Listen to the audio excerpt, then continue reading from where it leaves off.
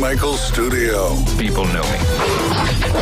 ESPN Northwest Florida. Hot tub. Wake 'em up. Full of water. Hot tub. Stay hot tub. Hot tub. Gonna get you hot tub. I'm gonna make it wet. Stay hot tub. Rubber dub and hot tub. Rubber dub and me. Shall get the hot tub. Yeah. Will it make me sweat? Yeah. Shall get the hot tub? Yeah. Will it make me wet? Yeah.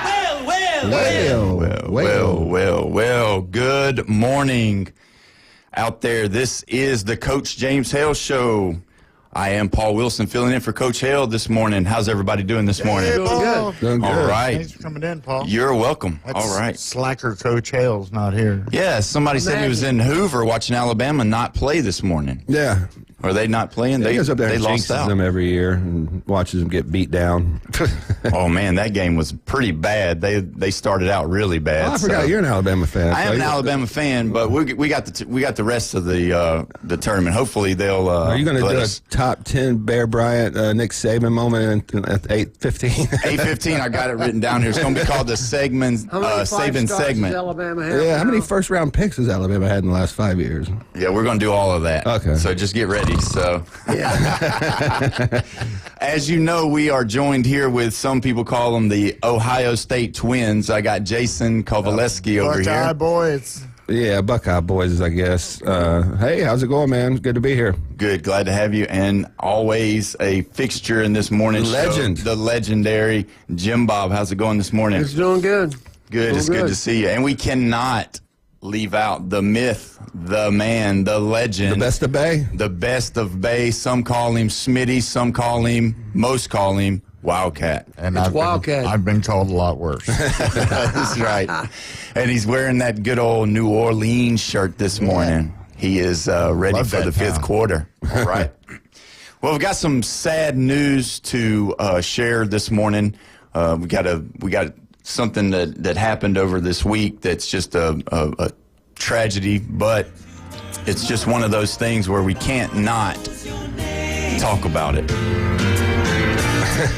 Does everybody remember that show? Cheers. Yeah, we're all old, too. George Wendt passed away this week, 76 years We old. played Norm for those who know. Norm!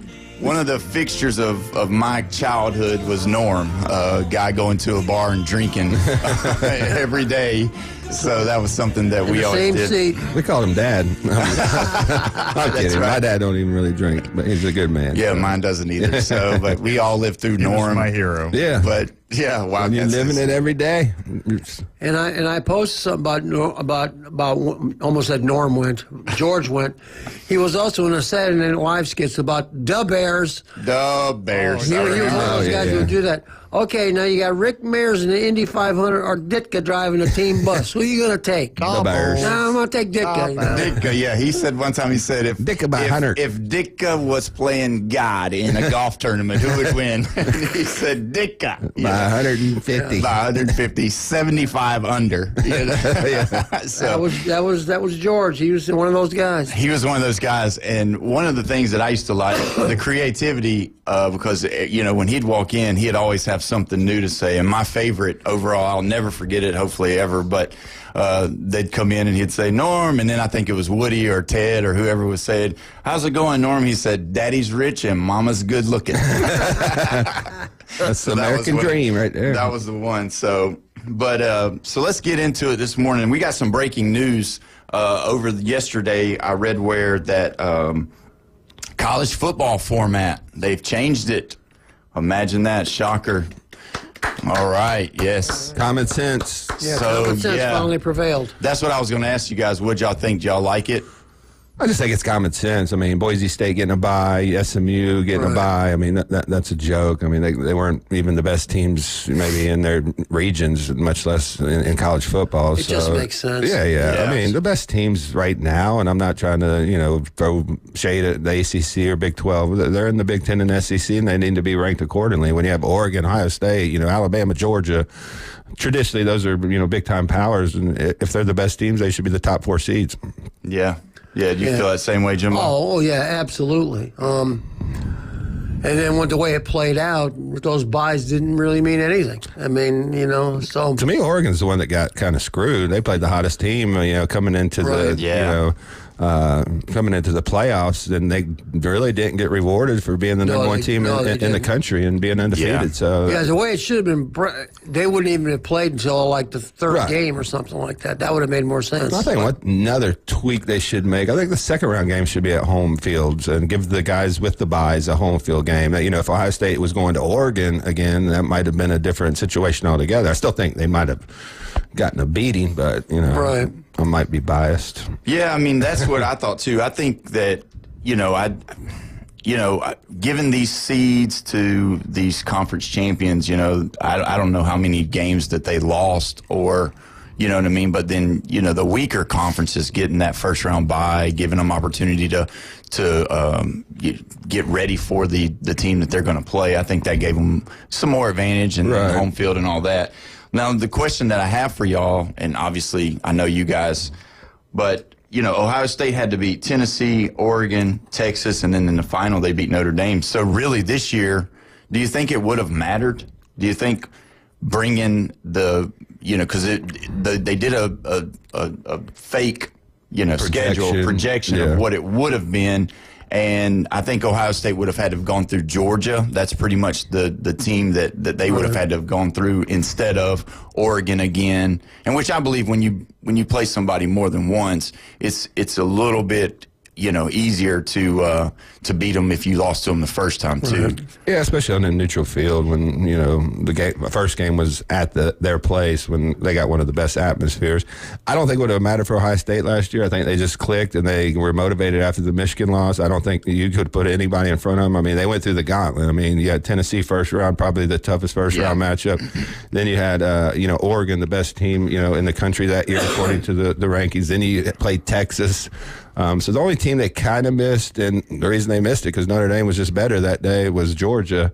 So I don't think it would have mattered. Now, having Carson Beck, obviously, because he got hurt in the third round. That'd be a little bit different animal. His experience could have probably limited some of them turnovers in that Notre Dame game, especially that sack before the half that really led to that turnover touchdown that really changed the whole dynamic of that game. But I just think Ohio State was just that good last year in that run and motivated after that Michigan loss. I think the other thing that's going to have to be factored in here, too, it's going to be interesting to see going forward, is are they going to continue to play conference championships, too?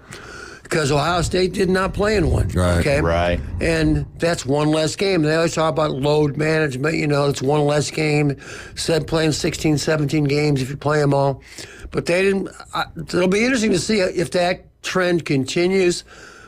The fan in me says, no, they'll probably keep playing it because it still gives fans a chance to pound their chest and say, yeah, my God, we're conference champs. You still want that out there, but I think even as a the coach, fans are the kind of like, well, what are we doing here? Are we playing the extra game? I mean, because the loser of that game is the one that really gets screwed over because you played an extra game then. Now you're playing a first round game, possibly at a opposing team's home field. So now you're playing 2 extra games, and what was the benefit of playing the championship game if you don't win it? Yeah, and you got to think, too, though, the money part, the money side that's the only reason they're going to keep the championship If it was game. just common sense, we wouldn't be having them. I mean, the money's always going to rule out. Yeah, they're gonna have another opportunity to sell tickets, another opportunity to push their conference. So that's the money. I really don't think that we would have saw anything different. We would have saw a different matchup in the finals, something like that, if we would have had this format instead of the format we had. But then again, you wouldn't have been able to really know. I mean, it gave those Ashton Genties and Cam Scattaboo kind of gave those guys some prime time. I'm sure it helped their draft status, being able to get in there and letting America see them because, you only got to see them if you really had all the sports packages from DirecTV or whoever else. But, those guys getting a chance to play against the big time. I don't mind them teams being in. I mind they got to buy over teams that were clearly better. When you're playing in the Big Ten SEC, you're playing, teams every week. So a 10-2 record is much different than an 11-1 record when you play Mountain West Conference or the Big 12 or the ACC at that point. But nothing's perfect. We're going to make changes probably after this year too. I hate that they're going to expand it because Normally, we don't have 4 or 5 teams that really can compete for a title. Now we're going to go to 16, and I just, the money's great. I love that all these kids are getting paid and that they're making good money. But at the end of the day, the sport's going to suffer a little bit. It's like college basketball to me. I mean, there's just way too many teams in the tournament. I mean, the regular season's diminished, and that's where I have a problem. Because last year, if you technically look at it, the Ohio State-Michigan game is the biggest game of the year for Ohio State-Michigan. Yeah. Technically, that game did not matter. It meant nothing. Meant absolutely nothing. And technically, Ohio State could have just sat their starters if they really needed to and just rested some people that had hurt, and they still could win a national championship. And I don't like that. I think there should be some pain behind that loss. You know what I'm saying? And there was. Don't get me wrong, but with that expanded format, you have to know, and not so much this year. Let's talk about college basketball, but a couple years ago when San Diego State got in there, or Florida Gulf Coast, I mean, the networks love that because that's the Cinderella story. It's not Duke. It's not North Carolina. It's not Kansas. Yeah. It's eyeballs on somebody else, Hey, we got another part of the country. We got that market. Just look at this year. Indiana. Yeah. Boise State. SMU. Who would have ever, in a bazillion years, picked any one of them, let alone all 3 of them in the same season? So there's a part of them that, they love that. It's the Cinderella thing. Whether they deserve to be there or not, I don't know. But I mean, you're going to always have exists. you're going to have their fan bases or their part of the country that's going to always believe that they deserve the shot. That it's all not 100 of them. Or remember UCF about 6 years ago? Yeah, we're national champs. No, you're not. No, you're not. And you're not. That's when Shut you look up. when you look at it. You're always going to have, like you said, their 100 fans saying that. And then, everybody's that whole what if, the Cinderella, what if possibly, they could beat an Alabama or Georgia. If they'd have let us in, if they'd have just let us in, they didn't. And it usually, it never works. I mean, I guess maybe the Boise State win over Oklahoma, Boise State was actually really good last year. I mean, they were the closest team to beat Oregon outside of Ohio State in the regular season. They played them really well. Yeah. The problem with the Cinderella is they don't work in college football. You got to be 1 through 85 good. You have to have depth. Your offensive, defensive lines have to be good. And Cinderellas, you just can't build that type of team because it's years and years of recruiting, development. It's much different than basketball. Than maybe I get this 5-star guy. He can carry the team. There's only 5 guys on the floor. When you got offense, defense, 11 guys on the field, offensive line, defensive line, look at Ohio State's wide receivers. How could a Boise State match up in the secondary with that? Which nobody did. No. But it's even harder when you have to recruit and your recruiting classes are in the 50s instead of the top 10, you know what I'm saying? So I just don't think the Cinderellas work in college football, and they usually get pounded in the playoffs when it matters. Tell us a little bit about that Max Fit Sports Nutrition we before we got go to a break. Sample bars at both locations. So if you do take any type of supplements, whether it's vitamins, greens, proteins, pre-workouts, amino acids, we got pretty much anything for any type of athlete and for mom and pop. You can come down, try our products for free. We have our InBody 570 in store, which is a body composition analyzer. We allow our customers to use it for free to help track results. And then we have certified nutritionists on staff. If you need to kind of sit down and take the guesswork out of what to eat, when to eat it, we can put you on a meal plan and help you either lose the weight or gain the muscle. I'm really, you're starting to sell me on it. I'm about to come see you. Man. I want to do the whole try it before you buy it. I want to check it out. Come grab some samples. But it's so good to have you here today. I appreciate that because that's really informational for people not knowing, because everybody wants to be in shape. It's summertime now. We got to get the beach bodies going. So. Yeah, there's a lot of weird information out there. There's things we learned 10 years ago that were wrong today. So we keep learning. We keep, trying to, keep people up to date on what's the best way to kind of achieve their goals. So just come down and talk to us. You don't have to get on a meal plan. You come down, grab some samples, ask some questions. We're always an open book. We try to help you, do what you need to do. All right. Awesome. Well, when we come back, we're going to talk a little bit more about the scheduling and the college football. You're tuned into 104.3 ESPN Radio, Northwest Florida. We'll be right back. Taking a break from all your worries sure would help a lot. Wouldn't you like to get away? Weather in the Panhandle never stops. return to 104.3 ESPN Northwest Florida. This is Joanna with your latest forecast. Up to the minute weather reports all day long. A chance of thunderstorms and moderate rain. In-depth storm coverage. Winter Storm Enzo. And breaking weather as it happens. Hurricane Helene. ESPN Northwest Florida. We do have a tropical storm warning. Rely on it. Good morning. This is Joanna with your weather forecast from ESPN Northwest Florida on this Friday. Sunny this afternoon and evening with a wind coming out of the southwest around 11 miles per hour and a high of 86. Tonight, look for a light breeze and clear skies with a temperature near 75. Tomorrow, a high around 86 and sunshine. Sunday, hot with a high of 86 and mostly sunshine. This weather forecast is sponsored by Mid-South Lumber, the best little lumber yard in Panama City. Thank you for listening to ESPN Northwest Florida. Rely on it. Dust off your boots and get ready for some action. Let 'em Buck Productions presents the Vortex Springs 6th Annual Rodeo. Tonight and tomorrow night starting at 7. Tickets are just $15. Buckaroos under 5 are free. Witness thrilling rodeo events sanctioned by the Professional Cowboy Association. We'll see you at the 6th Annual Vortex Spring Rodeo. Vortex Spring, 1517 Vortex Spring Lane in Ponce de Leon. For more information, call 850-258-8471. Hi folks, it's Tracy from Tracy's Fine Jewelry. Did you know that we have a master jeweler right here in the store? That's right, she has over 20 years experience in the art of repairing jewelry. Most repairs are done within a week, so don't send your jewelry off for 6 weeks. Bring it to us at Tracy's Fine Jewelry. We size rings and solder chains. We can reset your diamond into a new setting and even custom design. You'll get your jewelry back quickly and looking as good as new. Tracy's Fine Jewelry, Bay County's trusted jeweler for over 50 years. From the Vortex Springs to the Bear Paw Canoe Trail. From Shell Island to 30A.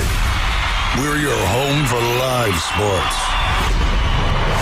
Now back to the Coach James Hale Show inside the J. Michael Studio. ESPN Northwest Florida. That's what I'm getting at. And welcome back. You are listening to the Coach James Hale Show right here on 104.3 ESPN Radio, Northwest Florida. We've been talking a lot about scheduling. We've been talking about college football this morning. We're going to jump right back into it. I know we've been talking about it. I know you guys probably looked at it, seen it, maybe even talked about it a little bit this week. But I want to look into the first week of college football. I want to get your thoughts on it. August the 30th. I mean, you're talking about made for TV. I mean, if there's any honeydews that need to be done before August 30th, you need to all get those done because that day you just need to stay inside or go to your patio, whatever. Don't schedule any weddings. Don't have no babies. Nothing. No babies, no weddings, no anniversary dinners, I nothing. shouldn't say this, but don't die. Yeah, don't have. I'm kidding. This is made for TV. That's one I can go with. Let's start out with the first one, which everybody, I know that I want to get your guys' perspective being Ohio State fans. I want to hear what you've got to say about it because Ohio State versus Texas, obviously huge game, but it's going to be at noon in Ohio. Maybe. There's talks. I don't think they're going to be able to change it. I mean, well, Texas don't want to. They say we'll play anybody, anywhere, anytime. Except in Columbus at noon. We need to make T-shirts that say that because they're blocking it. Because Ohio State actually submitted something to Fox and to Texas to have that game moved to Sunday night, so they could be the primetime slot that game. I think LSU Sunday. Yeah, I had not heard that one. So and Texas said no, we're not going to do that. So they can still change that game to a 3:30, 7 o'clock game. I'm hoping they do that because it's terrible for recruiting. I mean, these are big time opportunities to bring big time recruits in, and when you have a noon kickoff, it's hard for a kid to play on Friday night. Yeah, especially if you're from Florida. That is a legitimate thing. Yeah. And you know, Borg, Ohio State's AD is not happy about this. This is like the 8th time in 2 years we've been on at noon, and these are our biggest opportunities to recruit. And it does hurt recruiting. Not that Ohio State's suffering, and not anybody listening is going to cry for them because they still, do their thing. But it is a kind of slap in the face to the fans, to the players, because they want that bigger atmosphere. Yeah. And I guarantee you when we go to Texas next year, ESPN's not going to put us on at 11 o'clock. No, it won't be at 11. No. So I'm kind of disappointed Texas is kind of blocking that, but they're doing their job. I mean, why would you want to go into Columbus at night in a rowdy atmosphere? If we can get in there at noon when maybe some guys are a little sleepy and the atmosphere isn't as good, then that you're just doing your job. Disappointed that might be a noon game, but there's still discussions about that. That still can be changed. I know they talked about it. I feel like that, the smarter heads should prevail here, but I don't believe they will. Just my personal opinion. But so what do you think about it? Ohio State or Texas? Who's going to win that one? I think it's every time that they've played, which hasn't been that often, they've always been very close games. And we're going back 20 years. Like they're always within a touchdown. The common consent out there is, well, Texas has Arch Manning, and he played a lot last year, and Ohio State only has Julian Sain, and he didn't do anything. True. But it's in Columbus. That helps a lot. And Ohio State, we're both Ohio State fans, as everybody knows. They're going to be really good. A lot of the names that are going to be playing didn't play a whole lot last year, but they're very, very talented. Will it be close? I think it's going to be real close. I think it's going to come down to a kicker. I really do. A field goal one way or the other.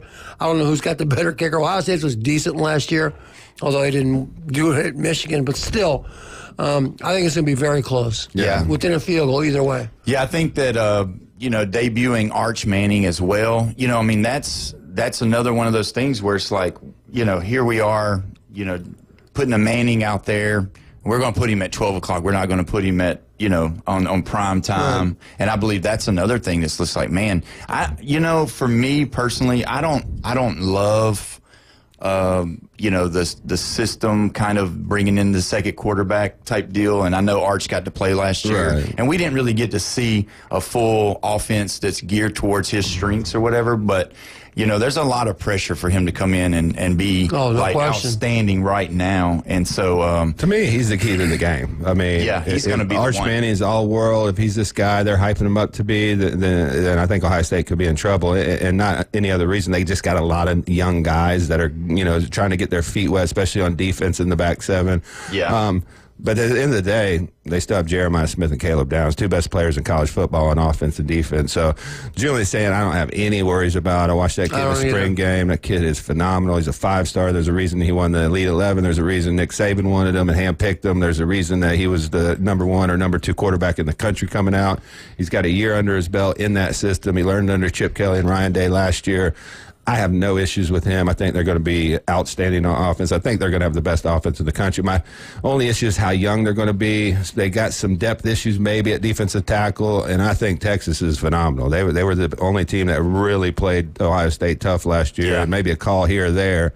They could have won that game last year in the playoffs. So I think this is the two favorites to win the national title again next year, and to have that type of game as the first game of the year at noon, I hate that. Yeah. But, a primetime matchup, if they could make it happen, would be just a phenomenal thing for the sport. And there's a lot of other games that weekend that I'm interested in. We're going to talk about it. Yeah. The one thing I wanted to ask about the Ohio State-Texas game, though, because I have a little bit of I don't know, maybe it might be the consensus, but do you believe that game really matters? Like, obviously it's early, right? The result? Yeah, the result. Like, as long as you don't get blown out, they're going to count that as a positive. Yeah. They scheduled these teams. It's an out-of-conference game. They're Big Ten SEC. I mean, you're 1 versus 2. Bragging rights. Yeah. If it's a 3-point game either way, it won't matter. It won't matter at all because they're going to be like. Not for the committee or the playoffs. And just like for both of them, it's a 3-point game, and then all of a sudden, both of them just wipe out the rest of their conference for the year. Even though it was a conference game last year, take away the Michigan loss. If Ohio State only has that loss to Oregon by 1 point on the road, does anybody even think that mattered? Well, they're going to stay top 5 the whole year, exactly. especially if they been a top 3 team, Penn State or whatever. And talking about Julian Sain, and there's a lot of people don't think about this, but think back about 3 years, 4 years, whatever it's been, when Justin Fields left and C.J. Stroud threw 0 passes his freshman year. Yeah. He came off the bench like twice all year. Never threw a pass his freshman year, not one. How's it going to be? I don't know. Fields left. how's this Stroud kid from California? Is he soft? Is he this? Well, how does C.J. Stroud do? Run. He kind of lit it up a little He bit. can't run. Yeah, And I think Sagan's going to do the same thing. I'm with you. He's going to light it up. You wait and see. Now, we've been heavy Ohio State this morning. Now, I just want to ask both of you guys, where did Julian come from and where did Caleb Downs come from? Were they Alabama recruits? Or I think Caleb played for Alabama. So we can't go. I know Coach Hale's not here, but we can't go too far to the Ohio State pendulum now. We got to stay a little bit more centered here. Yeah, we'll give y'all credit for at least holding them for us. Caleb Downs was already there. He come in playing ready to go. Probably the best defensive player in the country as a freshman. Question. As a freshman. I'll be honest, because he's not a long, lanky, twitchy, Right. twitchy, but I mean, the way you look at him, he looks like a squatty, kind of powerful guy. He doesn't look like he has that moves. Can he play? But I will say this, the biggest difference and the reason Ohio State won the national championship, they let him just roam the middle of the field and cover Troy tight ends, Polamalu. come He up, took out everything. and the run game, you see this guy flying up from 20 yards out and just bam, hit some guy at the line of scrimmage. Then you see him knocking down passes. Go watch the Oregon game. I've never seen safety play as good as that. Maybe at Ohio State. I know Mike Doss was really good, but man, he made the difference on that defense last year. And I think he's going to be even better this The year. one that I teased James Hale of, and I'm going to tease him again right now in abstention. You know he's listening. Is the center. McLaughlin sucks. He can't snap. He can't snap the ball. He killed us against Michigan. He allowed them to do it. Okay, James. He comes to Ohio State. They coach him up. He wins the Remington. And had 0 bad snaps Had the zero entire snaps the whole year. Oh, man. 0. We're moving on. We got Syracuse versus Tennessee. I don't think there's much to talk about on that. That's actually a sneaky good game. I think it might be good, but, with all the stuff that went on with Battle of the Tennessee. Orange, That's my man. point. That could be a really good game. Syracuse played really well last year. I mean, remember they beat Miami to keep them out of the ACC championship and out of But the playoffs. your boy's gone now. Yeah, Kyle McCord is gone, McCord's so they gone. got a new quarterback coming in. I'm not sure who they still have. like their coach, and I still think with Tennessee not having their quarterback, it's going to be a different year for them. Nico's looking for his helmet. Yeah. And then you got Alabama and Florida State. Very interested in this game, and not for maybe the right reasons. Florida State's got to make a statement, even if it's just to be competitive in this game. If they get blown out on their home field first game of the year, I just don't see how he keeps that locker room together. There's already talk about Norvell and the next coach and his buyout, and it's been really loud over the last year. Of course, when you win 2 games, that's cause for reason, but very interested in that game. Not only to see that, but to see how good Alabama could be. I think Alabama's going to be really good. Yeah. I think with Grubb there, I think they have the type of quarterback they need to run their system. Last year, I just think Milroe was a square peg in a round hole. Yeah, I think he didn't fit. Yeah, and they just couldn't do what they wanted to do. But they got to be disciplined. That's the one thing that, Coach Hale's always talked about. DeBoer came in. It's hard following a legend. When you got a legend like Saban telling these guys this one thing, and you come in with a new message, some guys just tune you out. Oh, the greatest coach ever told me to do this, and you're trying to change that. Right. So and that's a difference. That first year is always going to be hard. So this is going to really tell us what DeBoer's made of and what this team's going to do. And you think about it too, though. You got to look at Florida State. I don't want to just throw it out there because it's Alabama, Florida State. Right. But and because I'm one of those fans that I worry if we're up by 30 in the fourth quarter. I don't want to see anything come up or happen, or I don't want to get anybody hurt. But you got to think that they're bringing in Thomas, what's his name, Castellanos, for whatever, from Boston College. I mean, he had a great year last year. He was good, and he's talking a lot online, which usually doesn't serve very well. But I didn't see that. What is he saying? He's Please saying tell me. No prime time for us. He's saying we should have gotten the prime time game. We should have been the one. We're playing Alabama. This is Castellanos saying this? Yeah, he's saying this, and he's saying, but watch, buddy, please turn it off. But he said, but watch this, because the new saying for the kids or the online community is bet. Yeah. Which means watch. You better bet on us. You better see what we're about to do. We got an education on that from the Michigan. Yeah. But Michigan who?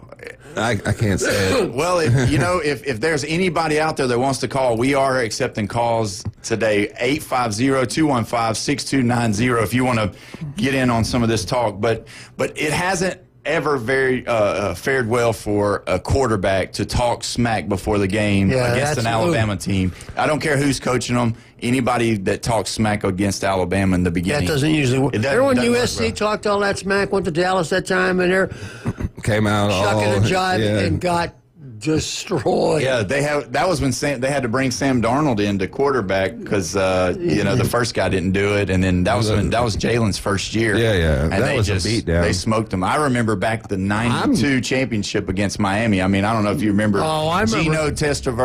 Gino Torretta. And then you had they were wearing the clothes, the camouflage, and they were going to beat Alabama so bad. And I'm just nervous for Florida State in this game. I just don't see the overall talent level. Even from last year, I thought their defensive line was supposed to be really good. We were told in the preseason, this is the best defense, the most athletic, and then we're like, whoa. You know, the thing is, to play a team like Alabama, it's not just physical. Right. It's mental. Oh, for sure. Because you know that they're not going to back down.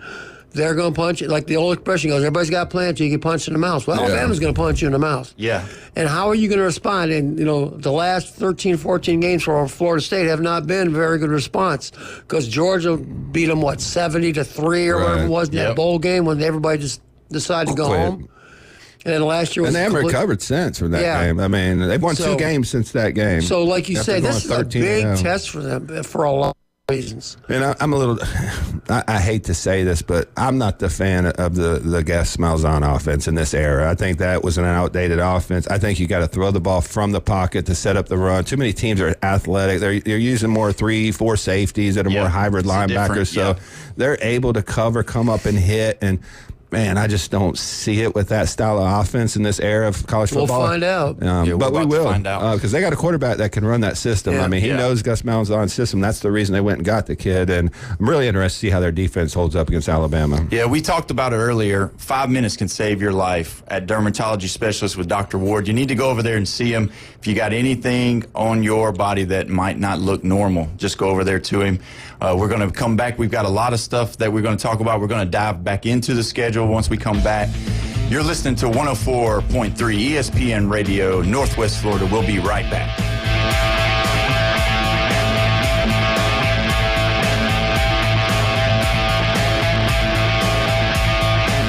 ESPN Northwest Florida.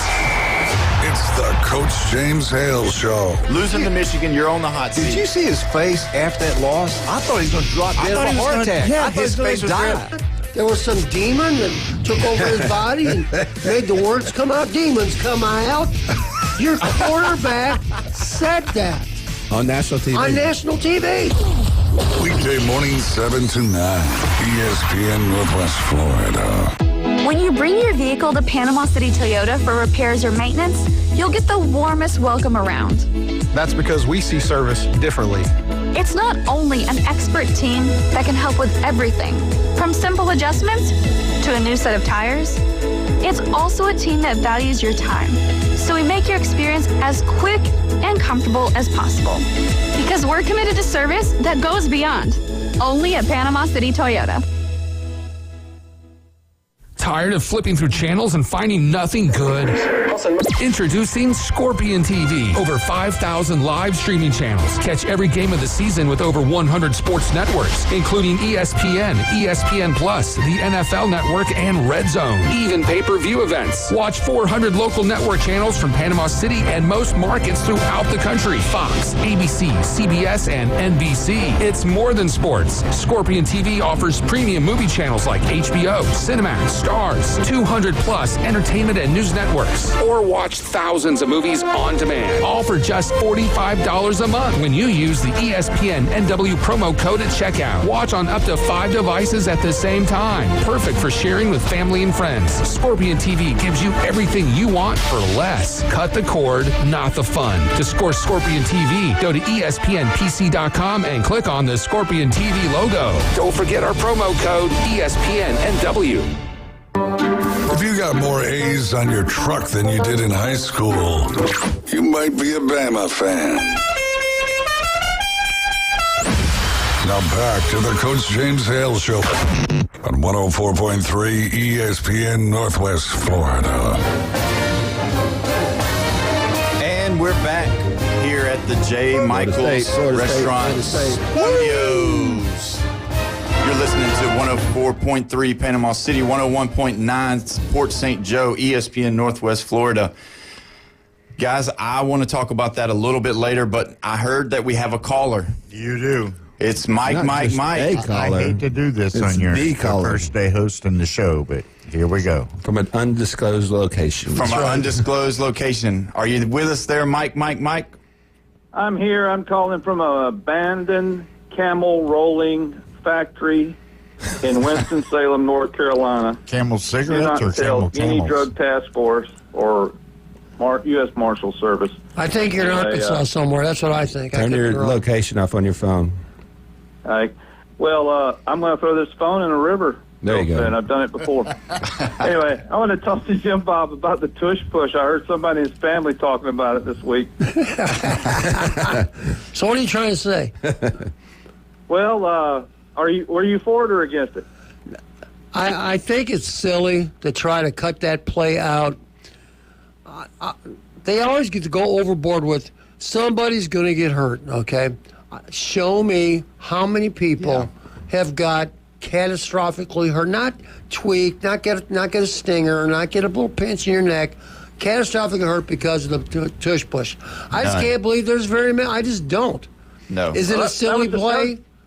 Yeah, it is. Does it look like rugby? Yeah, it does. But you know this. I mean, even playing tight end because you blocked. A running play is actually less dangerous than a pass play when you have guys getting thrown into your legs and knees where you can't see. Those are usually where the worst injury. And Jason Kelsey went to every single owner and was like, look, this is a safe play. If this was the only... They let him talk. Oh, yeah. They let him talk at the meeting. Yeah, and he said basically, if this was the only play I ran the rest of my career, I'd still be playing because it's that safe. Yeah. Yeah. I hate to see safety's important in football. That's one of my things, believe it or not. But, yeah. When they use it as a lie because they can't stop it. And another thing, where did football come from? Did somebody just come up with it, out of the middle of nowhere? No, it's from rugby. Right. Okay? Right. Yep. Let's be honest. You're right. All right. And I'm glad they did that, and I'm not going to waste y'all's time because I want to talk about FSU, a beautiful university with beautiful women, and amen. And some handsome guys like Jim Morrison and Burt Reynolds, but they're dead, and I'm close to it. Y'all have a great, safe Memorial Day weekend. I got some bad news for you. One of my ex-wives is coming down to Panama City in a few weeks. Oh, no. Nay, in a few days. Y'all watch out. Be careful. Have a great weekend. All right, Mike. Remember our war dead, okay? Memorial Day is not about riding jet skis, okay? Right. It's about war dead. That is right. I'll talk to y'all later. All right, sir. Thanks for calling. Have a good one, man. All right, Jim Bob. It's your show. Okay. Let's do it. All right, the Florida State update. I got to be honest. Like I've been fighting this cold, seems like for the last couple of weeks, and I don't always pay attention as much as I used to. And when I came in here this morning and looked this up, I was completely surprised until I investigated a little bit. Florida State in softball is they're hosting a super regional against Texas Tech. And we talked about this the other day. And I said to Jason, it's like, Texas Tech, who are they? I mean, they're ranked number 12, Florida State's number 5. Then I looked this morning, Texas Tech beat Florida State 3-0. So I said, wow. And we were talking amongst ourselves yet the other day, well, didn't Texas Tech get that pitcher? We couldn't identify who, in air quotes here, who that pitcher is. Who's the pitcher? Yeah. Well, come to find out, the pitcher that Texas Tech got that beat Florida State, her name is Najee Candidate. She used to be at Stanford. Yeah, because I thought she was from Oklahoma. Yeah. We got that confused. We got that one we did. mixed up. And if you've ever seen her play, she's hard to forget because she's a great player. She's a great hitter. Here's her record, okay, in 3 years of college softball. As a freshman at Stanford, she was 17-3. Last year at Stanford as a sophomore, she's 24-7. This year at Texas Tech, she's 25-5. Now, I don't know how many wins that is, but that's a lot, okay? About 65, probably 70. Yeah, that's a lot. Yeah. And I didn't know this. Mr. Moneyball over here at the NIL, she got a $1 million NIL deal to leave Stanford, go to Texas Tech. And I remember we talked about this last year. It was like, what? To who? For a softball player? Right. Yep. All right. Well, she pitched the whole game, gave up 2 hits, and hit a home run. Oh, no. Single-handedly. So, so she pretty much beat Florida State by herself. So I'm not trying to downplay Florida State's chances here. No, not at all. They're really good. You know, because it's 2 out of 3. But when I seen this matchup, we all were like, because we're at first it's like, oh, it's Texas Tech. Florida State's going to win. And then I was like, no, I think she got that pitcher from Stanford, and that girl's really good. Yeah. I mean, so you can put 8 other girls. You can just pick them out of the stands and put them around her. In So softball, she'll have a chance. In softball, as far as I know, there's no pitch count. There's no limit. No. She's going to pitch so every she pitch. pitched yesterday. Pitches every game. She'll probably pitch today, and if they win or if they lose, she'll pitch again tomorrow. Oh, yeah. You know, so they got to beat this pitcher who's won 20-something games. They got to beat her twice in 2 days. Yeah. So, but they can do it. I mean, they're they top can 5 do it, team. But man, yeah, yesterday wasn't good, but it's in Tallahassee, so that crowd should be really, really, rowdy and loud and support the Lady Seminoles because this is a big opportunity for them. I mean, winner goes to the College World Series and loser goes home, and they got if they can knock this girl out now, I mean, there's a much better chance when they do get out there that they can win a title. So hopefully they win this one and we go to a Game 3 and just see what happens. You know, I mean, that's all you can do at this point, but definitely a tough task for Florida State. Yeah, it is. That was a tough draw for them, to be honest, to get host and then get the best pitcher in college softball with the highest NIL evaluation. Think about that, $1 million for a college softball pitcher.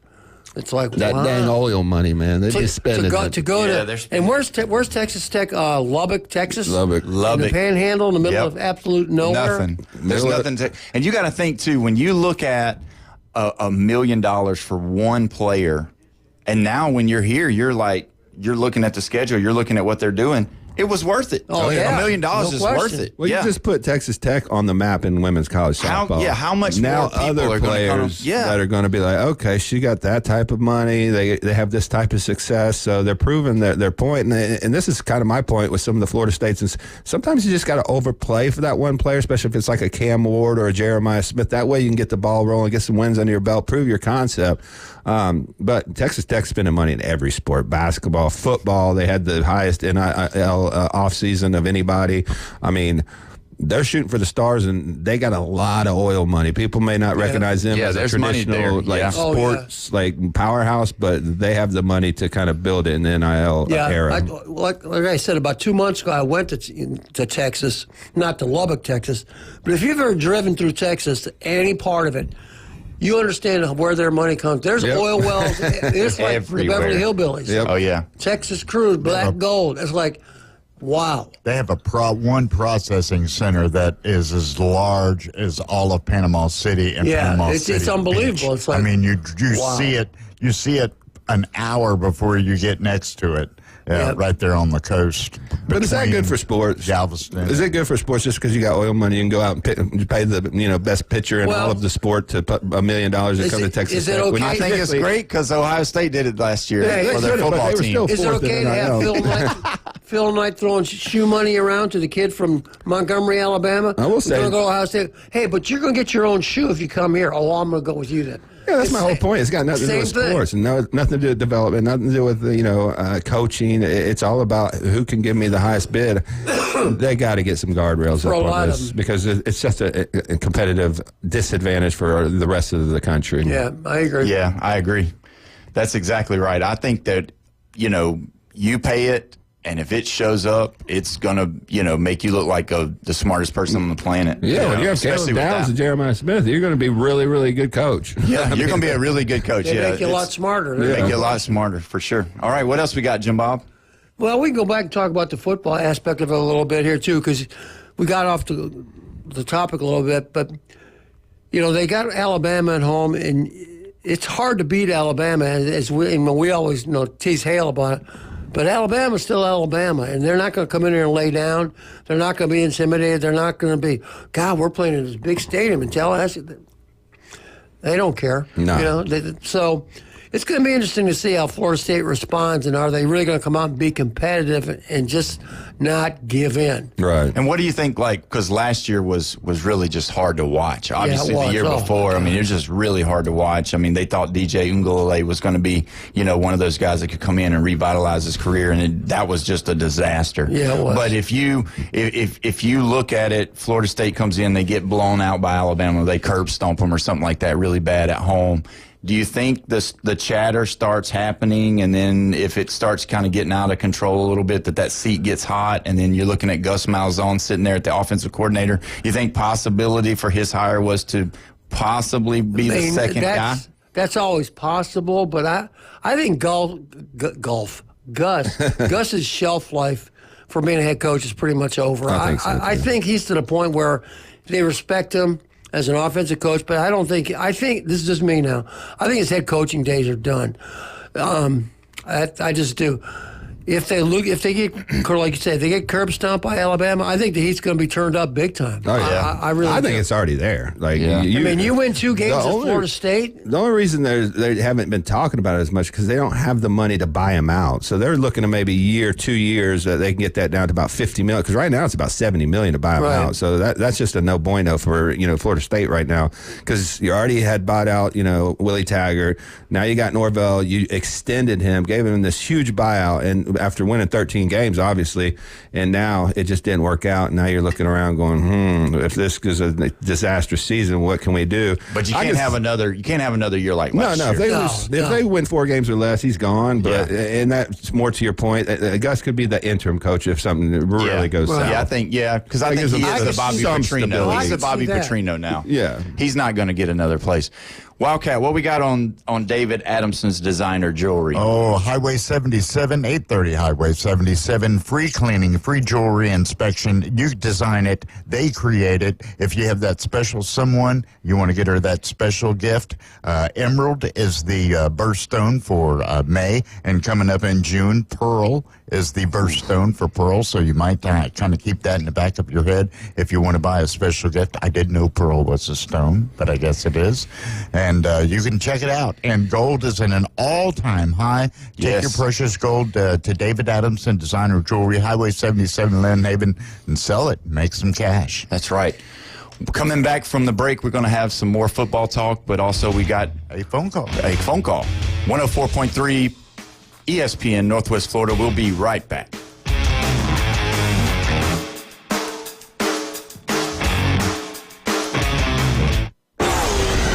Home just got more dangerous. 104.3 ESPN Northwest Florida is your spot for the afternoon underdogs. One of the more underrated, fast as lightning. That he's got perseverance. Weekdays 4 to 6 live from the CBC Construction Studio. Reactions, rants, and your calls at 850-215-6290. The afternoon underdogs are live and local. Weekdays on ESPN Northwest Florida. Good morning. This is Joanna with your weather forecast from ESPN Northwest Florida on this Friday. Sunny this afternoon and evening with a wind coming out of the southwest around 11 miles per hour and a high of 86. Tonight, look for a light breeze and clear skies with a temperature near 75. Tomorrow, a high around 86 and sunshine. Sunday, hot with a high of 86 and mostly sunshine. This weather forecast is sponsored by Mid-South Lumber, the best little lumberyard in Panama City. Thank you for listening to ESPN Northwest Florida. Rely on it. Tired of boring merch and want your brand to stand out like the big names? Elevate your look with Red 7 Tees. They don't just print shirts, they create bold identities. They are a veteran-owned custom apparel shop providing the kind of detail that turns heads, using high-quality digital printing and embroidery to give you that unique style you love with no minimums or cookie-cutter designs. From small business to sports teams, if you've got a vision, they'll help you wear it proudly. Visit red7tees.com. With over 65 years of combined experience, Instant Replay Sports Cards is happy to help you take your collection to the next level. They carry all the new hobby boxes, signed memorabilia, and supplies. New and vintage cards and Pokemon. They sell and trade cards and are always looking to buy. They're an authorized source for Topps, Panini, Upper Deck, and Leaf cards. Instant Replay Sports Cards is open 7 days a week at 752 West 23rd Street, down from Academy Sports. It can always be reached at instantReplaySportsCards.com. The Coach James Hale Show is live and local from the J. Michaels Studio. They got something that money couldn't buy. I was noticing when you come down the stairs that you've got pretty legs. All right, I'll tell you a story without a happy ending. Y'all following this? ESPN Northwest Florida. Welcome back to the Coach James Hale Show. Again, I'm filling in for Coach James today. My name's Paul Wilson, and we're so glad that you're tuned in with us. And I'm excited, guys. We got a caller on the line. I believe it's Mike McMullen. Are you there, Mike? Hey, good morning, fellas. How you doing? Good. How you Good doing? morning. Hey, I'm all right. Hey, I was listening, and, I can listen to Florida State news, even Ohio State news, Alabama, but when you talk Texas A&M, I was like, this is a perfect time to call and interrupt. But, hey, I was calling to let you know, and I don't know if Brian came on there or anything, but we had a local swimmer sign with a Big Ten school yesterday. Really? Wow. He's a young guy that this year he had to swim for Seacoast, which is that private school over there by 38. Yeah. Mm-hmm. But the first 3 years he swam at Arnold, mainly because they didn't have a swim team. But anyway, his name is Gibson Cry. He goes by Gib Cry, and he's a big distance swimmer. He was an All-American this year automatically, which is pretty tough to do. Nice. To swim to an automatic time, that's probably top 50 in the country. Wow. That's great. But when you think of Northwestern, you know he's got to be smart. Oh, I know yeah. he's That's smart. right. But that just speaks volumes again to our club team. The same one Brian coached.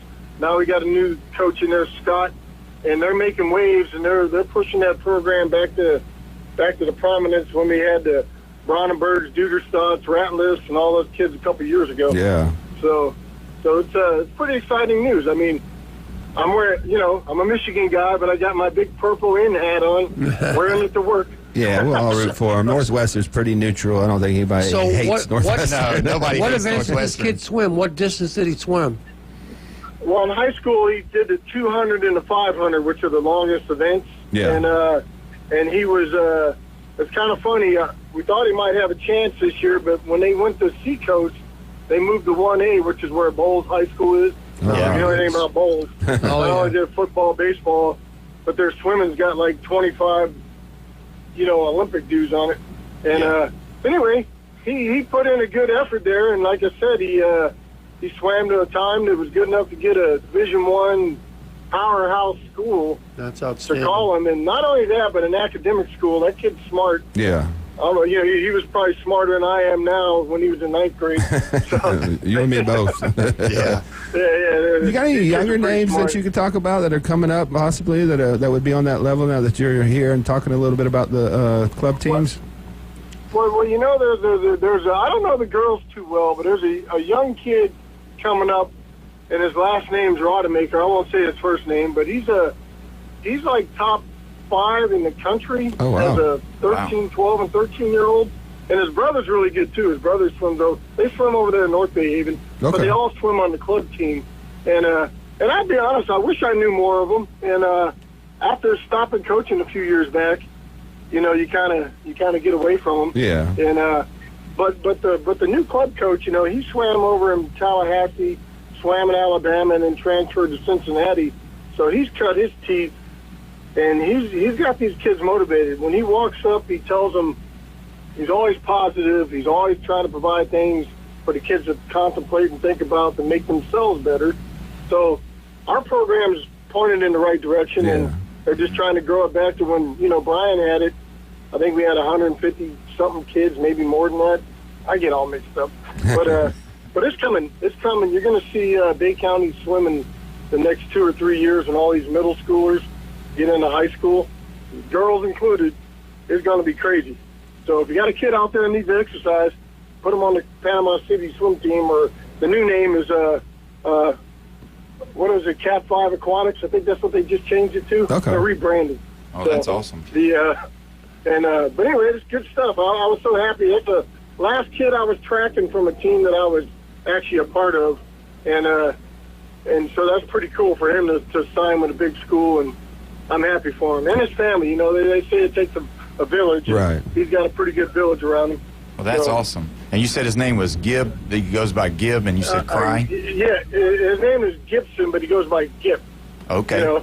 Like win one for the Gipper. Oh, And, yeah. Nice. But big kid, well, the funny thing is, he just turned 17 this year at state, or right before it. So he's a young kid, but he's 6'4", and he's probably about 210, 15 pounds. Wow. Oh, man. So when they get him to college and put another 20 pounds of muscle on him, that dude, he's already an animal. he's gonna be a beast. They might get him to come out and play tight end for Northwestern. Yeah. Tight end. We'll be in the You never know, Olympics he here in might a fit. couple of years. Yeah, Yeah, that would be true. awesome. He'll go through an Olympic cycle, and he's not far from that just as a 17-year-old. So I know he should at least, when he's in college, make the Olympic trials, and that's a pretty big accomplishment. Yeah. Especially with guys. And the Big Ten's produced some big-time swimmers. You know, Michael Phelps at Michigan. Oh, yeah. I mean, you know, there's some big-time swimmers. Most people don't, think of Big Ten swimming because it's cold weather. But you think of Florida and some of these other schools. But there's some big-time swimmers up there. So you just go in there and work your tail off, and you could be one of the best in the world. Sure. Yeah.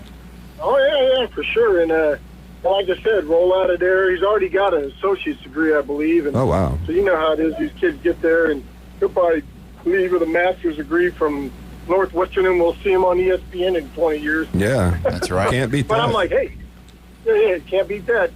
So, but I just wanted to share that news with you guys. Another good positive thing for our young people in our county. Yeah, absolutely. Well, really the other county because he lives technically on. We're gonna claim him. We'll claim him. Yeah, we'll pull him in. Yeah, we'll claim him. We had him 3 years in high school. We'll take him. We'll take him. That's right. Well, Mike, thanks for calling, man. We appreciate it. All right, yeah, and don't forget taking me and remember all our people. Yeah, Memorial Day Day. weekend. You know, Yeah. Well, I know you guys know that. You don't need me to tell you. Right. But yeah. and I'll be out there doing it. But thanks you for your service too. Yeah, thank you, Mike. I appreciate it, guys. Yes, All sir. right. Have a good one, man. You guys Talk to you later. have a good weekend. You too. All right, that was awesome, man. That's great. Anytime these local kids can get a scholarship, especially Division I, that's huge. You know, we talk about a lot of baseball and football and that kind of stuff, but man, even the swimming is huge. The thing that gets overlooked is swimming. You know, they're kind of out of the public eye. The amount of time that they put in and when they do it. I mean, because not every school's got a pool. I mean, yeah. Because Arnold trains at Frank Brown. Right. Mm-hmm. Mosley's got a pool, but I think that's about it. That's about it, yeah. If there's other ones, I'm not sure. And, man, they have crazy hours. And just, oh, my. You're going to swim 12 jillion yards today. Start at 4 o'clock in the morning. Right. Okay, I'll be there, Coach. Yeah. And they're there. And they just, we were at Frank Brown. My little boy plays basketball over there. Oh, really? And I mean, every Saturday morning you'd see they'd have the timers going. Yeah. You'd see people walking across. I mean, it was always busy. Yeah. They were always there. I want to get back real quick. So I think everybody is consensus that Alabama's probably going to handle Florida State in that opener. I would think so. Unless something happens differently that I don't know about. Yeah, the big one that I think, and we talked about this earlier, Jason, LSU and Clemson at 7:30. That's going to get the prime time, so you're going to get Chris Fowler and the company on that one. This is probably the Ohio State-Texas game is going to be huge. It's going to be watched. Everybody's going to be on. But I think this LSU-Clemson game is probably going to be made for TV. I think it's going to be one of those old-school battles. It'll be entertaining for sure. We see, yeah, because, I mean, it's at 7:30. I think it's a neutral site. And where's it being played? We'll have to look it up because I'm not really sure. Is it in Dallas? Is it Jerry's I think World? it might be.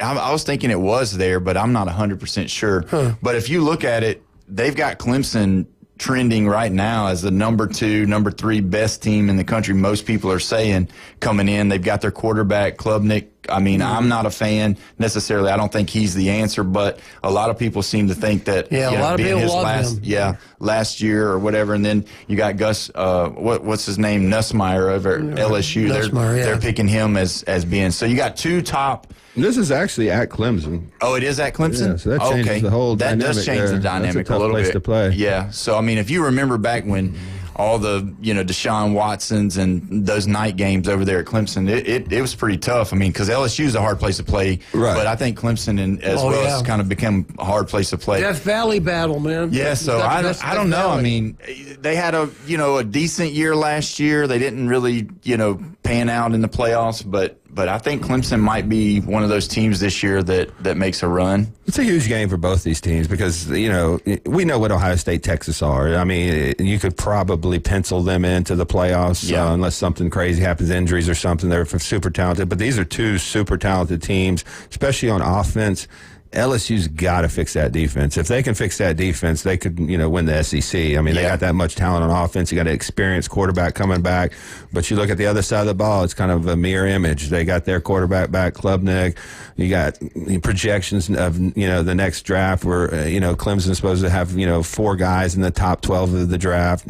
Do I believe that? No. But, I mean, they still have some super talented guys along that defensive line at quarterback. My biggest issue with Clemson is their wide receivers and their kind of skill position guys. Are they good enough to, kind of take the reins and be those teams that beat Alabama in the national championship games and stuff like that? So that's always been kind of their restraint to me. I don't know how explosive they're going to be on offense, but Klubnik's really good. Now, do I think he's as good as the hype? Yeah, I don't know about that. I don't think he's a generational quarterback. I don't think he's college Deshaun Watson. I don't think he's college Trevor Lawrence, but I think he can be really good. If you watched him in that Texas game last year, he was really good. Yeah, he was good. Accurate. He kept them in the game. So this is going to be a heavyweight matchup, and the winner of this game, and I think it's more important to Clemson because the ACC, the stigma around, those teams can't compete in the SEC. Yeah. You go out there and win that game, but this is also huge for Brian Kelly because he has not been good at the beginning of the season. He hasn't won a first game yet. No, Florida State beat him twice. So, I mean, he's lost. And he's been talking a lot of stuff that this is a national championship caliber team. All right, now here's your opportunity. First week of the year, go out there and prove it. So big game for both people. I'm excited to watch this game because these are going to be playoff contenders. But to get off on that right foot, to start to catalyze, build your season off of, I think it's going to be huge for the ACC. What do you think before we go to a break? Who do you got? I would take. I'm going to take Clemson. Clemson. What do you think, Jason? I trust Clemson at home over LSU just because I've said this a million times. I'm not the biggest believer in Brian Kelly. Yeah, I'm not a big believer in Brian Kelly, but I am going to go opposite of you guys. I think LSU's going to get it done. I don't think they're going to be able to. I don't think they're going to be able to score with LSU. I think it's going to be a high scoring game, and I think LSU's going to, with their experience. If LSU can fix their defense, they could be one of the top teams in the country. Oh, yeah. I mean, their biggest issue is defense. Can they stop somebody? Yeah, I believe that too. So the last game I think was on there was going to be South Carolina, Virginia Tech. They play at 3 o'clock on Sunday. I think South Carolina gets it done. We're about to go to a break, but I think South Carolina gets it done. I don't think Virginia Tech's going to have enough to hang in there. I think their quarterback's going to do a lot. South Carolina better get it done because they have playoff aspirations. Now, they're an outside team. I don't consider them, a lock to get in, but, they got their quarterback back, Norris. They got some defensive linemen that are studs, so they got to win that game. Yeah, I believe that. Well, right here before we go to a break, I want to talk about the local 115, Kyle Vandergrift, the local drinks, local sports, local food, historic downtown Panama City. Haven't been over there myself, but I've heard great things about it. If you got something that you want to do this weekend that'll be fun, go down there to 115 and check those guys out down there. Pretty cool place. Is it a pretty cool place? Cool food. Like coming back from on Wednesdays, like a Hall of Fame. Yeah. I've heard they got a bunch of stuff going on down there. Yeah, sit out on the patio. It's going to be a nice. It's like a Bay County Hall of Fame for the high school athletes and sports. Yeah. So go check that out if you haven't been down there. It's really, really, really good atmosphere, great food, and they got a lot of healthy options. It's nothing fried. It's all steamed, and so really good. The crab cakes. I mean, you got the Tommy Oliver beer. I mean, Jumbo. Yeah, I love all of that. Yep. Well, we're going to go to a break here, but before we go, we got Jeff Spiegel calling in. He's going to be with us. He's our Alabama guy, so I hope you guys are ready to go. If he's found Where's Waldo at up there in Hoover. Yeah, he'll probably tell us a little bit about him. And don't forget that. And so when we come back, we'll have him. And this is 104.3 ESPN Northwest Florida. We'll be right back.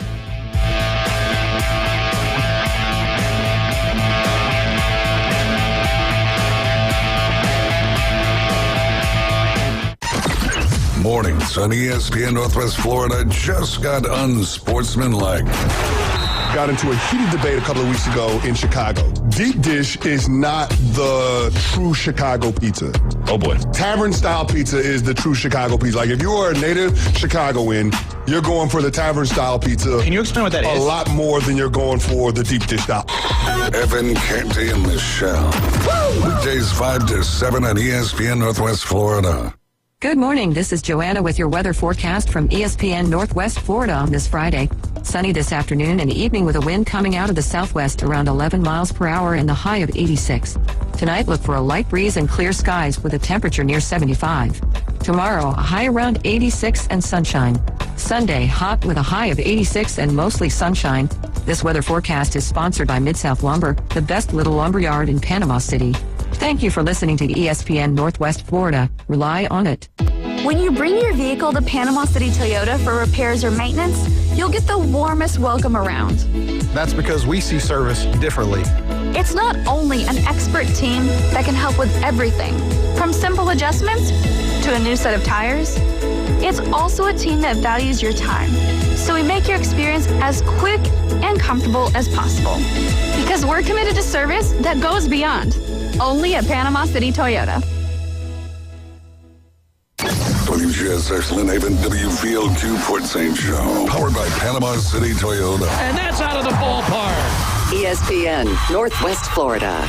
Beach Pizza, formerly Marcy's Pizza, is back with more hours and more pizza. Beach Pizza has new owners and now open every day, 11 to 11. Pizza by the slice, whole pies, wings, pretzels, garlic knots, and more choice eats in East PCB. I finally tried a slice, and it was a thin crust, totes, cheesy slice of paradise. 8815 B Thomas Drive, online at beachpizzapcb.com. Call ahead, 850-775-4053. He doesn't always go the extra mile. But when he does, it's because he missed the exit. It's the Coach James Hale Show. Live and local inside the J. Michaels Studio. 104.3 ESPN Northwest Florida. Roll Tide, and we're back. I know you guys love this segment. Welcome back to 104.3 ESPN Northwest Florida, your home for the Atlanta Braves baseball. Tonight, the Braves play at 6 o'clock, first pitch at 6:15 versus the Padres. But now we are joined by none other than the man out of Birmingham, Alabama, ABC 3340, Jeff Spiegel. Jeff, how you doing? Doing good. Football capital of the South here, baby. That's right. I love it. These guys that are in here with us, you've talked to them before. They love hearing all this Alabama talk right now, I'm sure. That new baseball school. Before we get into Alabama sure, and 5 stars and all that, we want to know, has anybody sighted James Hale yet at Hoover? Yeah. Has anybody seen him yet? Anybody got eyes on him? No, I've got inside information here.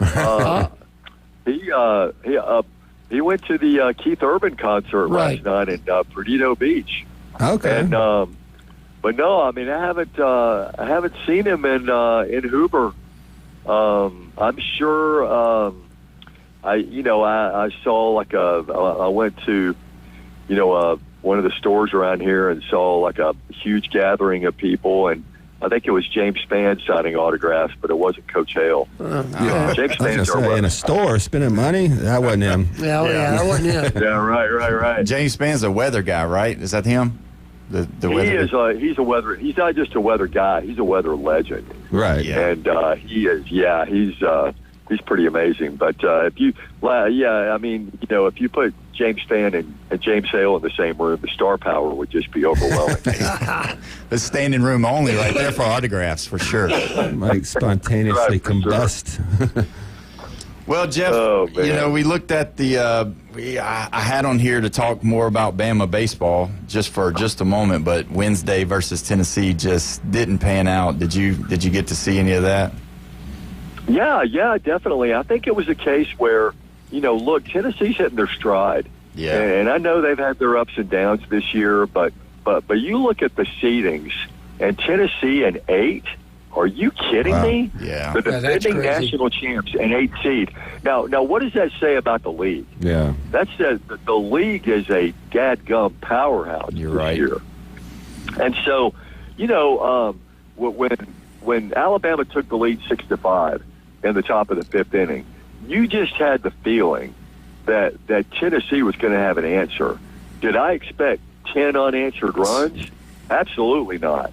But when Tennessee gets on a roll like that offensively, I mean, those guys are hard to stop. So if you're looking at like picks for a national champion, and you're thinking, well, Tennessee doesn't have what they did last year. Well, maybe not, but still, this is a team that has got enough firepower. They can make a run, and they can make a serious run at pulling off the repeat. Yeah, I was looking at the stats from that game. There was 30 hits. Wow. 20 hits from Tennessee, and then Alabama had 10. But just like you said, they just caught fire. They took it on to the next game because they beat Texas last night too. Came down Tennessee from did 4 runs too. Yeah, so pretty much played their way into hosting a regional. And if you can do that, you're certainly off to a good start. And it appears right now that Tennessee's going to be hosting, and Alabama's not. Going into the tournament, it looked like Alabama might be hosting, and Tennessee would have to travel. But now it looks like the Volunteers have done enough where they can bump into that hosting role, and Alabama's going to go where teams in this state go when they play in a regional, and that's Tallahassee, Florida. That seems to be where Alabama or Auburn goes, like every year when they have to travel to a regional and deal with Florida State. But, yeah. Just because I know it's a small snapshot, who's the best team you've seen there? Give us some of the teams that you see and just say, wow, this is a team that could really win it all, outside of all of them. Yeah. I'm going to go back. I'm going to go back to Auburn. Yeah. I think that in the past month, Auburn's probably playing the best baseball of anybody. They won 9 of their last 12. Going into this tournament, and they're knocking the cover off the ball, with the exception of yesterday's game, which I'm going to, I'm going to write that off. Yeah. But their pitching. Yesterday they only allowed 4 hits. They struck out 14 guys. Wow. Your pitching was good enough to win that game, but you just didn't get any offense because Texas A&M's guy was pretty good. He was dealing pretty well. So, but I think Auburn, if they get that top 8 seed, which I think they're pretty much a lock to get, that means you win your regional, you get to host a super regional. So they don't have to leave Plainsman Park, to get to Omaha. And once they get to Omaha, I think this team is very capable of winning a national championship. And I was on a radio show about 25 minutes ago, and I said, gosh, am I going to sound like a homer when I say this? Probably so. But, Auburn, the eye test, they passed the eye test by a ton. Now, there are a lot of other SEC teams that can also win the Natty. Right. But I think Auburn's got a good shot. And you said it with the pitching that they have. That's where, you want to make a long run in this, you've got to have good pitching. And it seems like they check all the boxes when it comes to their pitching for sure. Yeah, they really do. And they're still pretty young. They have 3 guys who made the all-freshman team, on all SEC. And so they've got vets. They've got the kids who are playing well and who are just fearless. And so, I think they certainly have all the ingredients necessary to make a good run in the tournament. You talked a little bit about A&M. Do you think they're doing enough? I know they played, LSU today. Do you think they're in? Yeah, they're playing LSU, and I think they got to win the tournament to get in. Their record's 30-25, and it didn't help either yesterday that Laviolette, broke his hand, on that at bat, and then he's going to be out for the rest of the tournament, and they expect him to, if they make a regional, to be back next week. But I don't know. I see 13 teams from the SEC getting in. And I see A&M being left out unless they can, win the whole deal here in Hoover. Yeah, I agree with that. Let's get talking about some Alabama football. My first question: how is Ryan Williams? Ryan Williams is amazing. Just an incredible player. I think that, but they have a lot of other good receivers there too. They've got a really good receiving core. You're talking about Bernard. You're talking about, Horton, who they got from Miami. Yeah. And, of course, it's all going to be about how Ty Simpson plays. And I don't think there's any question he's going to be the number 1 guy, not only going into fall camp, but going into the first game at Florida State. I don't know. Nick Saban gave an interview, kind of tipped the hand, of Kalen DeBoer that, this is the guy they're going to ride with. He's going to get all the reps in fall camp, and I think he's earned it. He's kind of followed that Mac Jones path, where he's been patient, he's waited his turn, and but I think they're going to be fine there, and I think they're sneaky good on the offensive line. I think their defense is going to be lights out this year, and so I think this is when they need to make a run. This is when they need to get in that playoff, and when they get to the playoff. Now that they're going to do the playoff the right way, right? I know.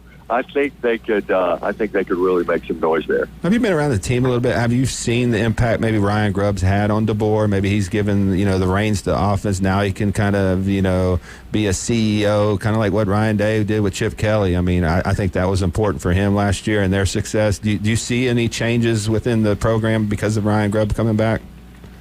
Well, I think there's a lot of trust there. I think Ryan Grubb is Kalen DeBoer 2.0. Yeah. I mean, I think they're just two that they're on the same wavelength when it comes to, offensive, mind and game plan and all that stuff.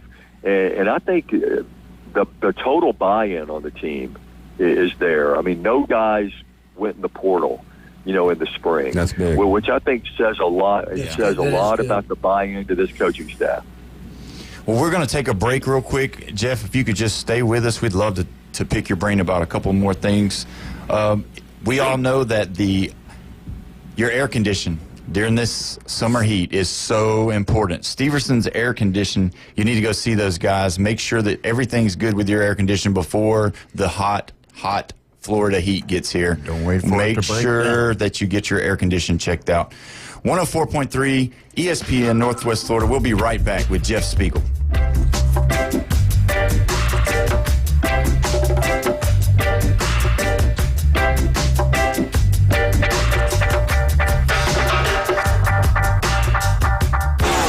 The ride home just got more dangerous.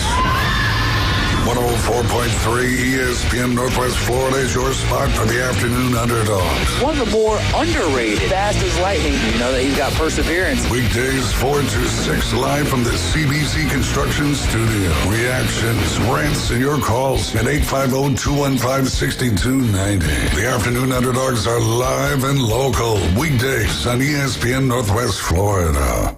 Good morning. This is Joanna with your weather forecast from ESPN Northwest Florida on this Friday. Sunny this afternoon and evening with a wind coming out of the southwest around 11 miles per hour and the high of 86. Tonight, look for a light breeze and clear skies with a temperature near 75. Tomorrow, a high around 86 and sunshine. Sunday, hot with a high of 86 and mostly sunshine. This weather forecast is sponsored by Mid-South Lumber, the best little lumber yard in Panama City. Thank you for listening to ESPN Northwest Florida. Rely on it. Golf is a game that should be fun, but to have the most fun, you need to play your best. That's where the experts at Golf Plus come in. Their friendly staff will guide you through the buying process, answer all your questions, and can help with any repairs you need along the way. Golf Plus is your custom fitting, club repair, and golf retail shop. Golf Plus staff is non-commissioned and will work with you to find the best product for your game, just like they've been doing since 1988. Golf Plus in Dothan and Panama City Beach. Fitting, repair, retail. That's Golf Plus. Los Rancheros has been doing it right for 20 years. Los Rancheros brings a top-shelf dining experience to you with the opening of their beautiful new building. Watch all college and pro games on Los Rancheros' 14 large-screen TVs with great drink specials daily from 2 to 5 and during all the games. Los Rancheros, the place for live sports and great food on 23rd Street between Jenks and Harrison. If aliens showed up tomorrow and said, take us to your leader, you'd bring them to the Coach James Hale Show. Danger, Bill Robinson, danger. Live from the J. Michael Studio on 104.3 ESPN Northwest Florida. I cannot say it. I know I had. Thank you, Wildcat, for covering. This is going to be the Auburn update, sponsored by Beef O'Brady's Restaurant in Lynn Haven. Pat Perno and those guys over there do a fast, friendly, and fantastic job about taking care of you. Go see them over there. I know Coach goes over there some, and they've got some great food. They got a lot of options. When you go to a Beef O'Brady's, you see, if you look at their menu, it looks like a college football offensive call sheet. It's so huge. There's all kinds of stuff. Oh, yeah, but we were talking about Norm earlier. That's the type of atmosphere it is when you go in there. You feel like everybody's your friend. They treat you well. The staff does well. Pat's a good guy. So you need to go over there into the Beef O'Brady's Lynn Haven, check them out. I highly recommend their onion rings. Yes. Oh, yeah. The onion rings are good. I've had those before. And they've got affordable wings. You don't have to pay $30 for 5. You get like 10 for 10, I think. There you go. I may not have said that wrong. You might the bone dipped in sauce. Right. That's right. Well, we still have our guest today, ABC 3340, Jeff Spiegel.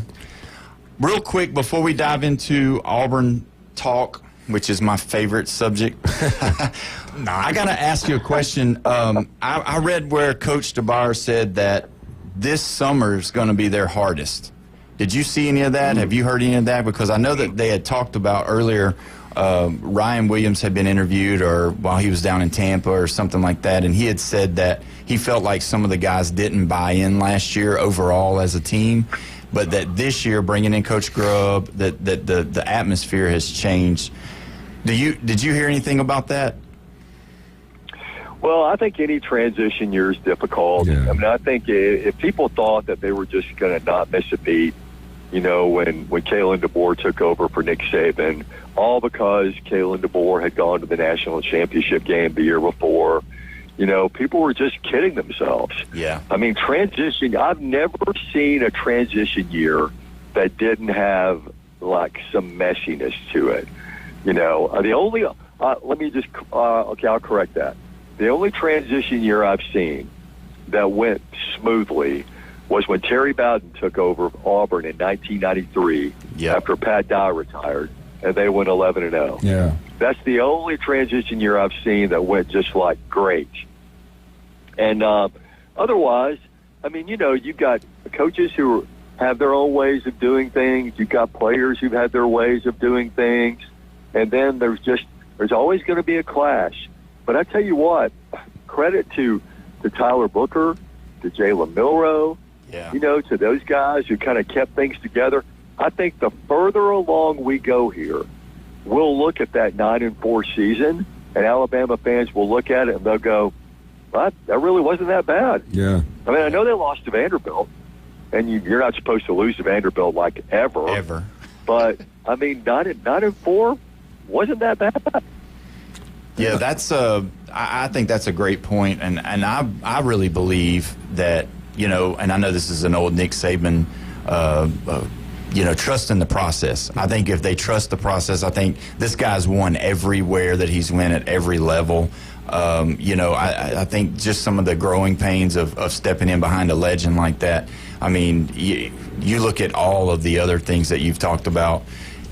He done a great job. I believe he did a great job. I was very, happy with it. Obviously, you kind of get a little bit, you want to always go undefeated and win a national title because Nick Saban kind of, made us feel that way. But just to touch on that a little bit, I don't think he had his players. Milroe's a great player, but I don't think it fits his system. I mean, when you look at his quarterbacks, that's not the type of quarterback he usually succeeds with. So I think this year is going to be really good for Alabama and their fans. I think they're probably one of the favorites to win the SEC. Like every year, they got talent. I think that defense is going to be phenomenal.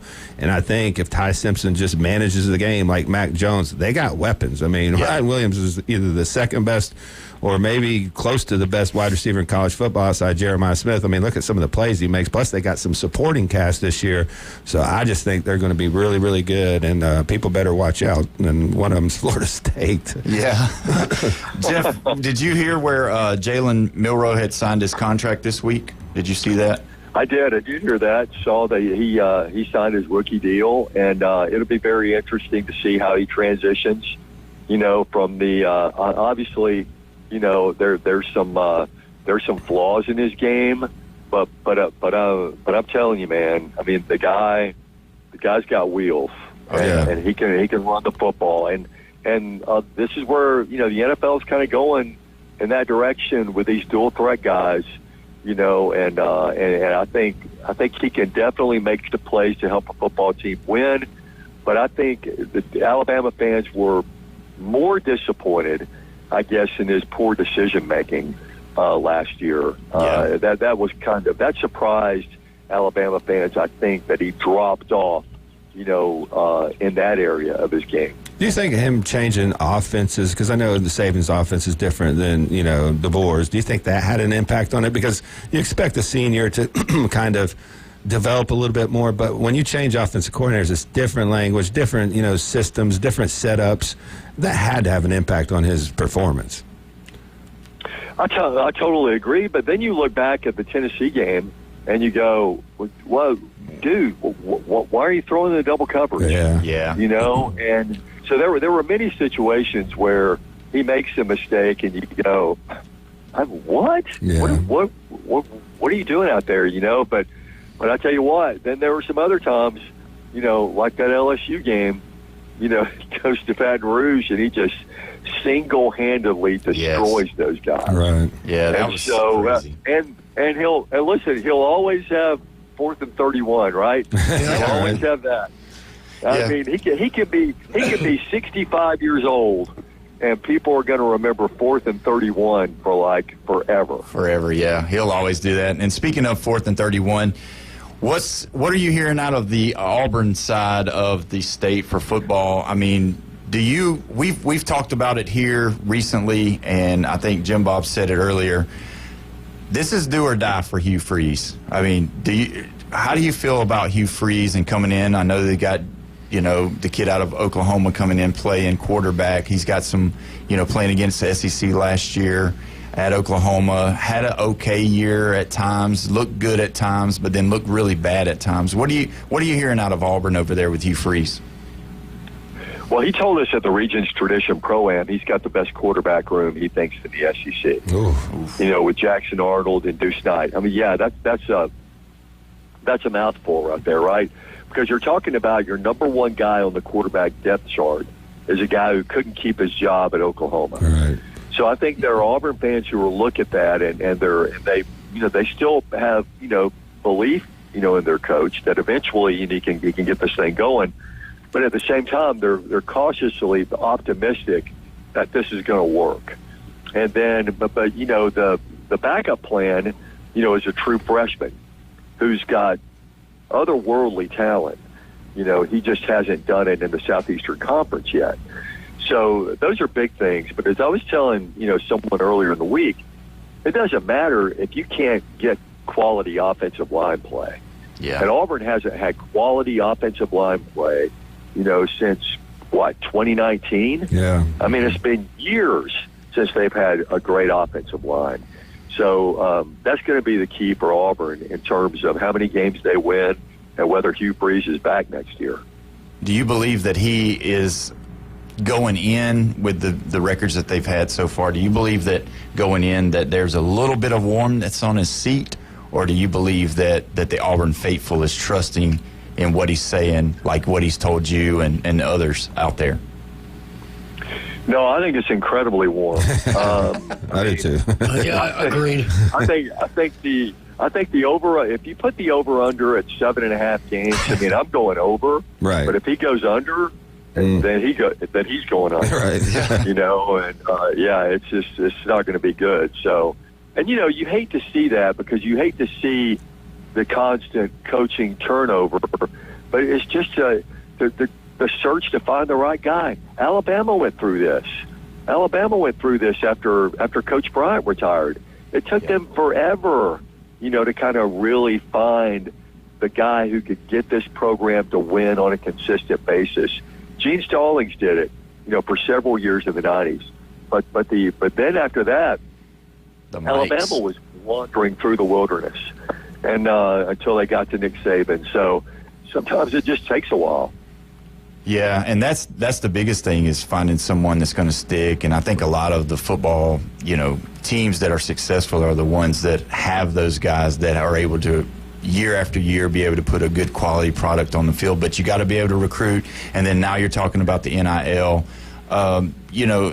For me, Auburn's got enough money to bring in those guys. They can bring in just as good recruits as Alabama they got or the talent. transfers. They got a lot of talent this year. Yeah. So I mean, he's got the talent to win. Now it's time to put the X's and O's together and the right people together to win. Wouldn't you agree with that one too? Yeah, they have. They've recruited well, and every time they lost a game, he went back to that. Now we got a good signing class coming in. We got good guys coming in. So, but now he can't use that. Now he can't go to that. Now when he loses a game, he can't go, well, look, I told you guys this is going to take a while. That's not going to work this year. So, I mean, he's got the guys in place. He's got to win with these guys because Hugh Freeze has been living on beating Nick Saban in back-to-back years for a long time. And that's like Auburn fans don't want to hear about that anymore. They don't want to hear about how many recruiting classes we put like back-to-back or whatever. They want to see a team that can win football games this year, start doing it this year. So he's kind of run out of excuses now. So he's got to produce. Yeah, and that's where I was thinking, like, he's got to really put a good product on the field. And I mean, I don't know who they open with this year, but Baylor. It is Baylor. Yeah. Okay, not the easiest. Got to go to Baylor. Yeah, so I Friday mean, night. do you think that's going to be like that? I guess that will be their telltale sign of what they got coming for this year. Well, that will be, and I think they should win that game. But for many teams, you look at a season opener and you expect some hiccups, and you just go, well, we just want to win. I think Auburn's got to go out and just get off on the right foot in a big way. I mean, they've got to get some momentum going, with that season opening win, and just kind of get things on the right track and get headed in the positive direction. And so, yeah, I mean, of all the season openers out there, this is a big one, but Auburn needs to win and look good doing it. Where's that game being played at? In Waco. Okay, yeah, I thought it was. Yeah. So. I mean, the fans come out there in Waco. They push a good product out there. It's going to be a little, feisty environment. It's a really good test, but a game they should probably pull away late and beat them pretty good. But we'll see. I mean, Jackson Arnold's their guy. I mean, there's some flaws in his game, but if he can develop him and get him on the right track, I mean, they got talent. I mean, their defense is going to be good, but like he said, their offensive line play's got to be better. They haven't had a great offensive line since 2019, so those are two holes that they need to figure out, quarterback and offensive line. If they can do that, then, I mean, they got the rest. Yeah, we could see the resurrection of Bo Wallace coming out of Jackson Arnold over there. They better. You better. Because he's pretty mobile, isn't he? I mean, Jeff, he's pretty mobile. He can get outside the pocket and make some things happen with his legs.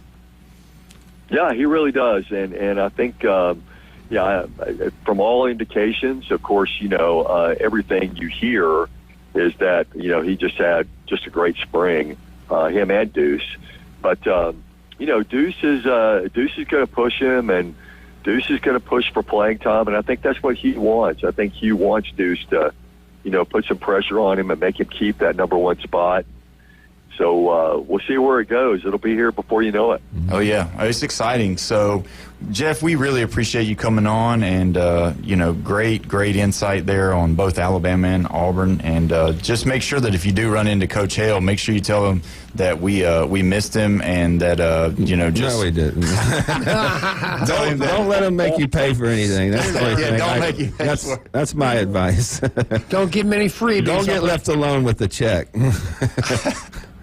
Hey, we got a Beef O'Brady's just down the road from us, and they have like a meat 3 at lunchtime. Do they have that at your Beef O'Brady's? Yeah, they have something special every week. Yeah, I think so. Yeah, I think so. Similar. Yeah, they've got something similar to that. It's pretty good, too. It's pretty lights out. All under $10. Hey, and when it comes to onion rings, we had this place when I was growing up called Jack's Truck Stop that had these onion rings that when you picked up one of them, like a flood of grease would come off. Best kind. Those are the best kind. Oh, yeah. Oh, yeah. Well, Jeff, man, it was good to talk to you today. Thank you so much. You stay hydrated up there because, I know it's going to be hot this whole weekend. And happy Memorial Day to you and your family. And just appreciate you for everything you do for the show. Thanks, Paul. Appreciate y'all. Y'all have a good one. Thanks, yes, sir. Thank you. Jason, give us a little bit on Max Fit Yeah, we got two locations. We're on 23rd Street in the Del Coronado Village next to Black Sheep Armory and Taziki's, and we're in Pier Park North next to Dick's Sporting Goods. You can come in, try products for free, and sign up for a meal plan, or you can get on our InBody 570 and kind of see where your body composition is, and we can kind of recommend how to make changes or help you in whatever goals you have. I think that's a big thing. I know a lot of people want to do that. I want to do that because, I haven't had a six-pack since I was 12 years old. So, right. I mean, I don't know. I'm not pushing for that. No, but the InBody is really a good tool to kind of see where you're at, assess what we need to do, and then if we get to do that on a system, we've been doing it with a lot of high school kids, then we can help you adjust your diet to kind of fit your goals, and you're seeing the results or you're seeing the changes based on the numbers. So it's pretty broken down scientifically. Yeah, that's awesome. Well, when we come back, we're going to dive into the greatest players in college football, the greatest teams in college football at 104.3 ESPN Northwest Florida. We'll be right back.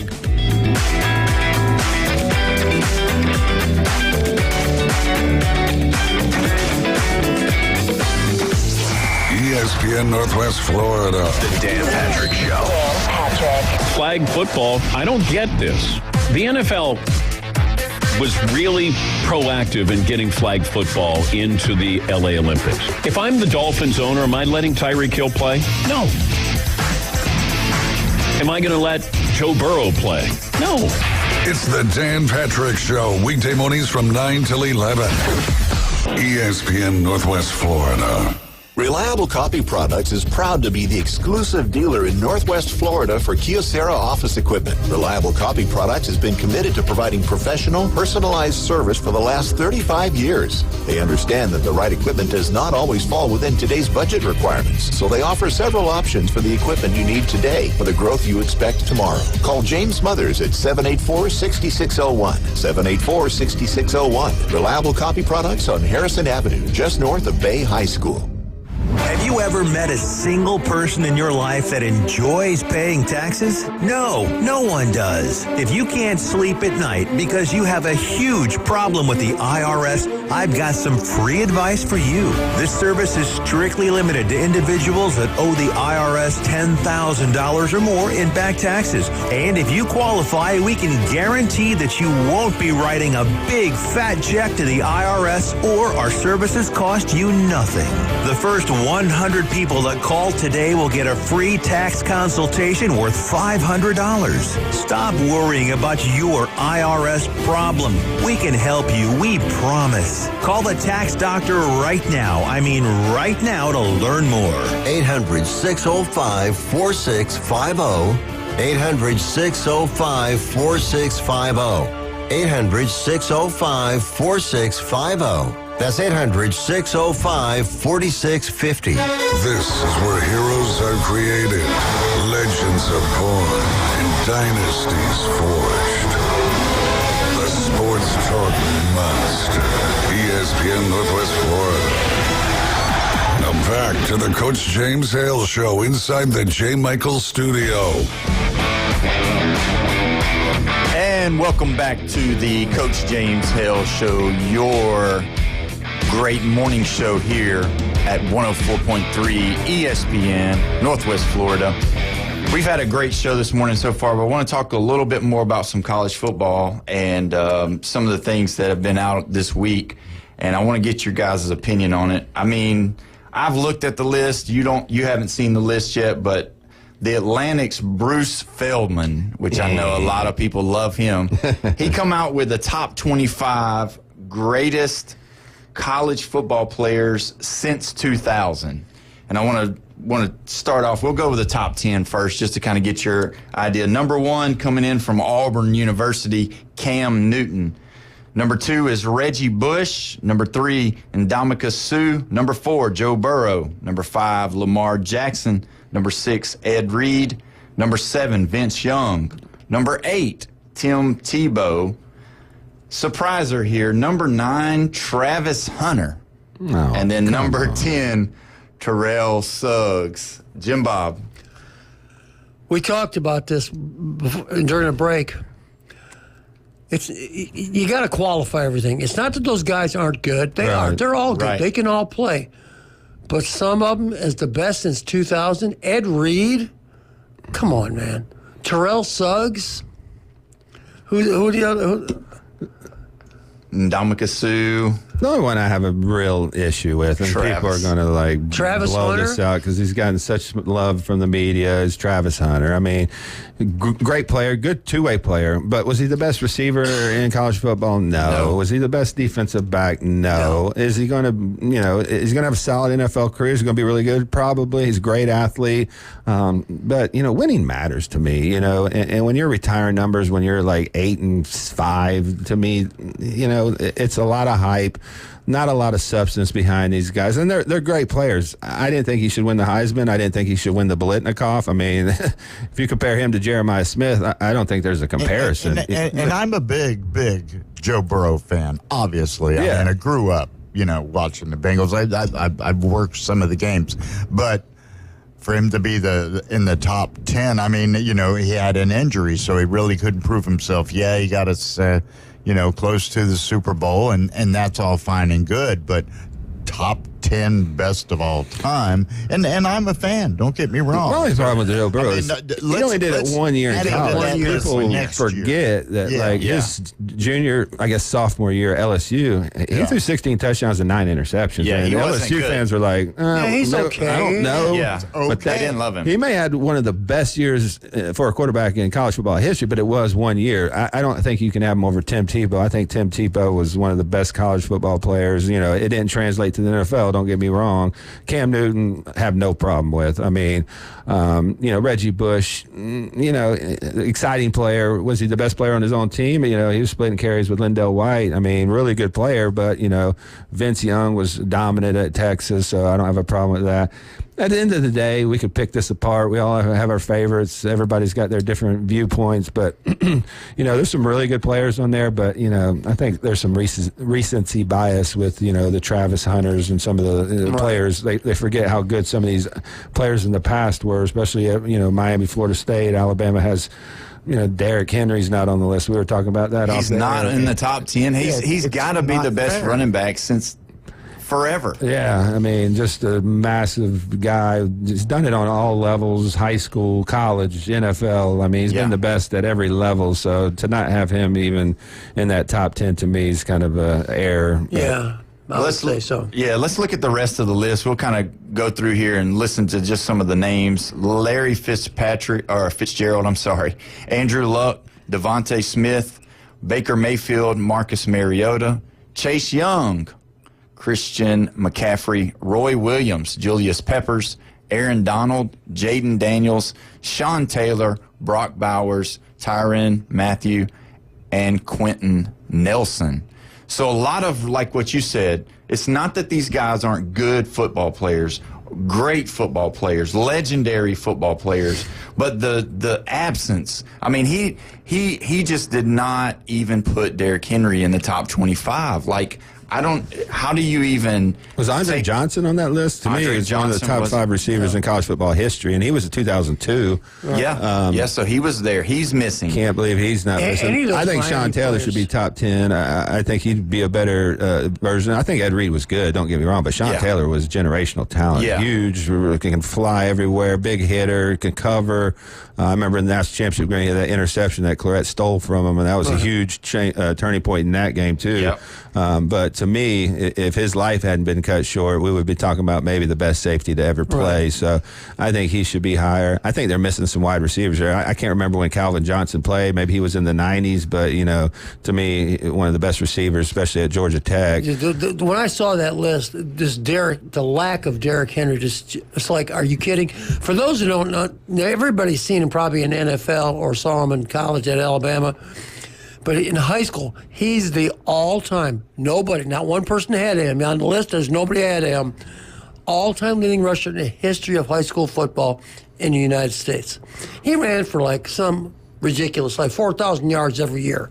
Nobody could tackle him. Right. He's pretty much the same way in Alabama, pretty much the same way in the NFL. How could you not have him on that list? Yeah, I think he loses a lot of credibility when you don't put somebody like him on there. And I mean, even in high school, I know we talked about this earlier, they had a rule, because I looked it up, they had a rule that after a certain amount of yards and after a certain amount of points that they're up, that he could no longer be in the game. Like in the state of Florida, there's a little rule, an amendment that he couldn't be on the field anymore. That's how dominant he was. He was And, ridiculous. He was a man among boys back yeah. then. I mean, I think it's funny we talk about him a lot, but still, when he went to Alabama, you know, he had never blocked before. Right. And like, so Coach Saban would tell about how that he would try to teach him how to block, and he never knew how to block because, Coach, I never had to block. Right. I was always the one running the ball. So it was, they just direct snap to him, and and it was next just stop about, is the end zone. Yeah, so I mean, he probably rushed for more yards than anybody in the history of life. And I know we're forgetting some people. So if you're listening and want to call in and give us a shout out and tell us who you think we're missing off the list, give us a call, 850-215-6290. So, you know, there's got to be some Florida State guys on there I'm missing. I mean, they had some phenomenal defenses back then. I mean, so if you got some ideas, give us a call and let us know who we're missing off this list, because there's a bunch of players. And it's all subjective. I mean, everybody's got their different opinions. Everybody's got their favorites. So we're definitely missing a few here. It's just crazy to think, though, that you got, as I look at it, you've got one Alabama player, you've got one Georgia player, you've got one Ohio State player. And I don't even think he's the best Ohio State player, to be quite honest. I mean, to me, Bosa was a little bit better than him, but Bosa got hurt. I mean, but Chase Young's a great player, don't get me wrong. He just kind of fizzled out so far in the NFL with injuries. But there's some other players I would have picked over him at Ohio State. Yeah, that's the thing. Like, just hearing and seeing that, it was crazy. But I thought that was really. I saw it this week, and I was like, man, I got to see what their opinion is about that. Yeah. And don't forget, if you do have anybody that you want to talk about, 850-215-6290. We'll take your call here.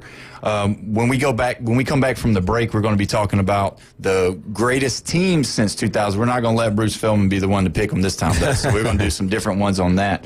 But, you know, Steve's Bike Shop, Steve Burdishaw, they've got the electric bikes. They've got the regular bikes for those that like to get out and pedal along. You know, you need to go see those guys over there. I also don't want to forget Turf Pro Pest Control. The other day I had to go and look online and try to look and see. So we're going to give Turf Pro Pest Control Patrick over there. I think he comes on the show on Mondays.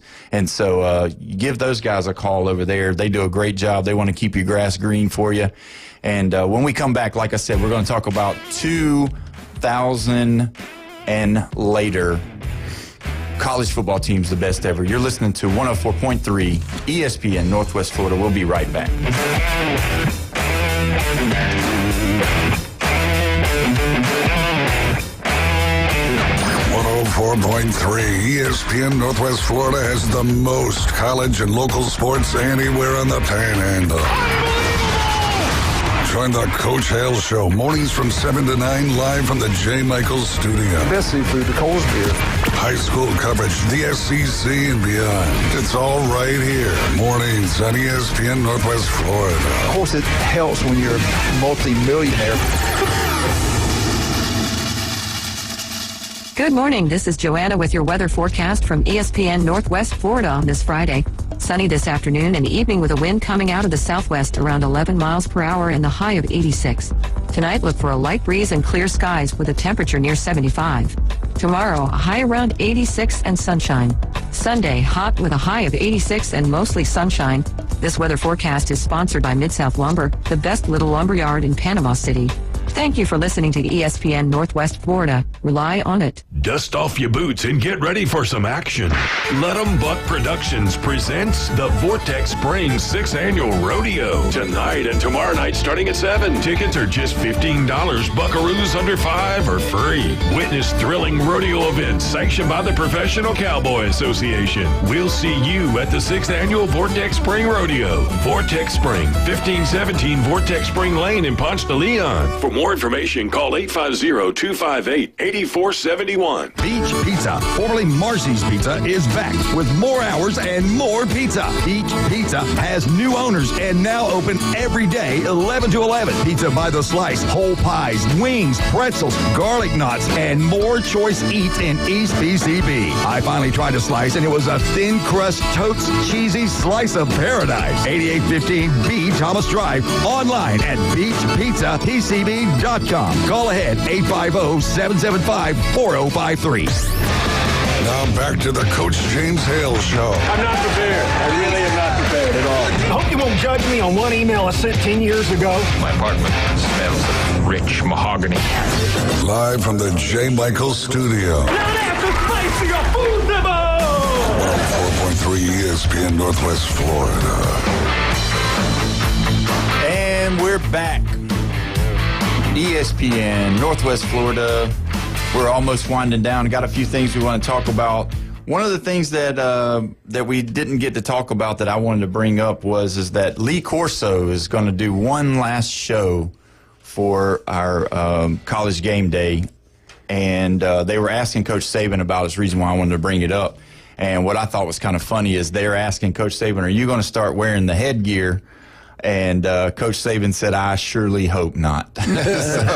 so, I mean, I don't think he's I don't see that one happening. Yeah, I don't either. I know, like, they had talked to Reese Davis, and he had said that absolutely not, that it was going to go away. This year. That was Lee Corso. That was we his all deal. recognize him as that guy. So, and it was unique, and we had fun with it, but I think they should let that retire with Lee and let that be his thing, man. Let that be his legacy. Yeah, I mean, that was always the thing. And what's crazy is that his final game, I don't know if you realize this or not, is going to be the Alabama-Florida State game. Hopefully he picks the Noles. He probably will. Oh, Don't you think he would? I would think so. I mean, because that's who he coached, so I think that would be him. Does he want to go out with an L, though? I mean, the last time, so I don't know. There you go. He went to Florida State, so. Yeah, we'll see. Yeah. I wanted to do another segment, and we was going to call it Saban's segment. I figured Coach would love that if he was listening, but we didn't have time. But I did want to bring up one more thing about, because to me, Coach Saban's the greatest coach to ever wear a headset, especially in college. So, but anyway, I don't know if you guys saw this, but Coach Saban this week won National Sports Emmy Award for Best Emerging On-Air Talent for the coach's work on College Game Day. That doesn't surprise me. So No, he was really good, man. Yeah, I was going to ask you guys, what did y'all think about him coming into, doing it the first time? The thing that's good about Saban is he has instant credibility. Right. Because when he says something, he's not embellishing, he's not making it up, he's not putting a spin on it. He's telling you what he really thinks. And you can respect that, whether you like him or not, like Alabama or not. He knows what he's talking about. I mean, look at the success he's had. I wasn't surprised by that at all. I love listening to these old coaches. They give you an insight to the programs and what they're dealing with on a daily basis that us as fans don't have access to. Right. And he's an honest guy. I believe he's got, tremendous integrity. So, like you said, it brings instant credibility because there's always fanboys on there, like the Desmond Howards that are always going to be positive about Michigan. Right. Kirk Herbstreit. If you listen to other fan bases, they all think he's a Ohio State lover. But I think Saban keeps it real and he breaks down the game. I love listening to Urban Meyer too. These old coaches that have been there, one at the highest level, know what it takes to build a program from that. To me, that's super interesting, and it gives you an insight to something we wouldn't necessarily see or hear about unless they're talking about it. I think ESPN did a good job with him too. For how they put him in there, and then allowed him to really tell us the things, because a lot of football fans, whether we agree or disagree, they don't know a lot about the schematics of football, what it takes to run a 4-3 defense, or what it means to cover two, or any of that kind of stuff. They don't really, they want to see their guy run a touchdown. You know what I mean? They're yelling at the TV, "Why didn't we cover that guy?" Yeah, I mean, and they don't understand schemes and all that. So I think like Coach Saban coming in, and they put him in that right spot where he breaks down the film and he gets to tell and talk to the coaches. I like it. My favorite part that he does is where he gets to interview some of the coaches, and he'll bring up, "Hey, you did this here, and we know why, but what were you thinking here?" type stuff. And I believe that right there makes that show a lot more credible. Yeah, because to me, I quit watching him for a while, but every time he's on, I do tune in and get his opinion and listen to him, because I think he's got a higher insight to some of these other guys that they've had on the show for a long time. So he did a tremendous job, and ESPN did a tremendous job to kind of revitalize game day, because he's added a lot to it. Yeah, and I think with the flair that Lee Corso brought, I think they're gonna keep McAfee on there and let him act crazy and do backflips. I think they do really good. I know a lot of people get rubbed the wrong way by McAfee, but I think that's a good balance with Saban, because Saban keeps it grounded while he's jumping on his seat and yelling, taking his shirt off and all that. So there's some balance there that's kind of fun to watch. But yeah, I think he's did a great job, and I think he's suited for it. Now, how long is Nick going to last when the college football get together and they have their guru, their czar, and they say, "Hey, Nick, we want you to run college football." I thought Trump already appointed him the commissioner or something. Yeah, I don't know if he agreed to it. They interviewed him about it, and he was like, "What commission? College football doesn't need a commission." Right. And then it's like, "Well, I thought you were the head of the commission." It's like, I don't know. So I don't know. That was kind of weird. I think that's coming, though. I think you're right. I think he's got. I mean, I don't know how ESPN's going to work with that, but I believe somebody's got to do it because they got to get this NIL stuff in check. They're making it more of a free agency. Yeah, I just think there's a lot more court cases to come. There's still some decisions to be made, and I just think it's just a long, drawn-out process right now. But once we get to that point, I even as a opposing Big Ten fan, he's an SEC coach. I think I could still live with Saban being the commissioner. Yeah, I think so. Because I think he would do right for the game. Yeah, I think he loves the game enough that he wouldn't. And he coached at Michigan State. He's got ties kind of everywhere. And he's been everywhere. Coached in the NFL a little bit. Not really his cup of tea, which isn't saying anything bad about him because it's not the same type of sport.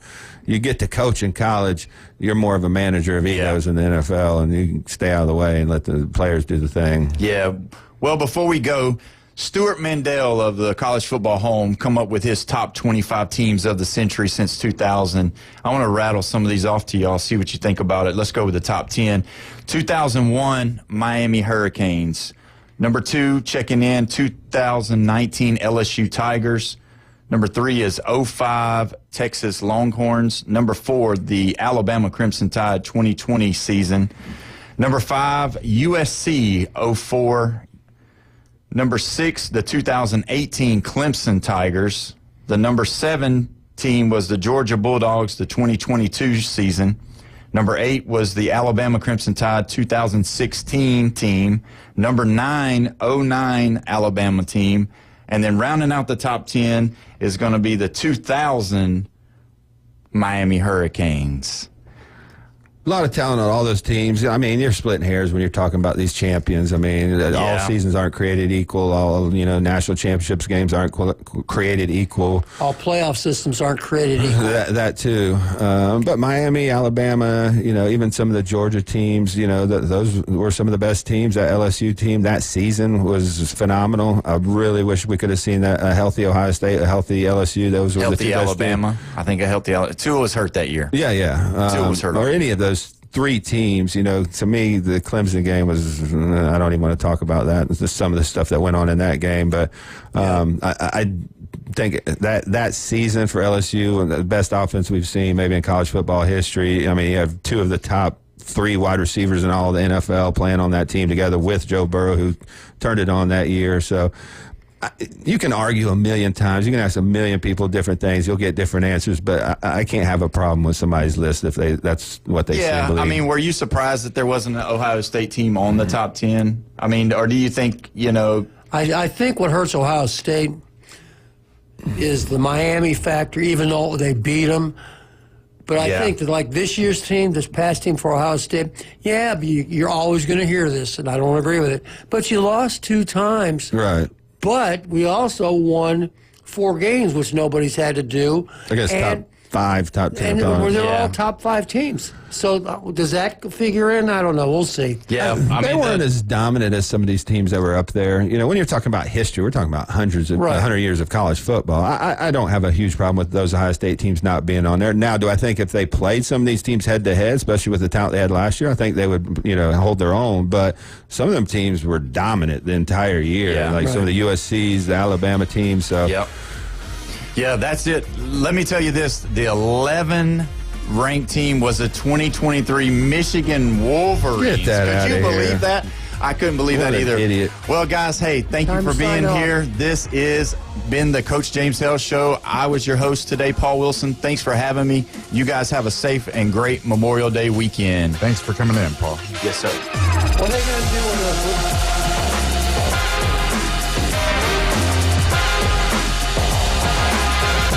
This Memorial Day, 104.3 ESPN Northwest Florida honors our local heroes. A Panama City native, United States Air Force Senior Master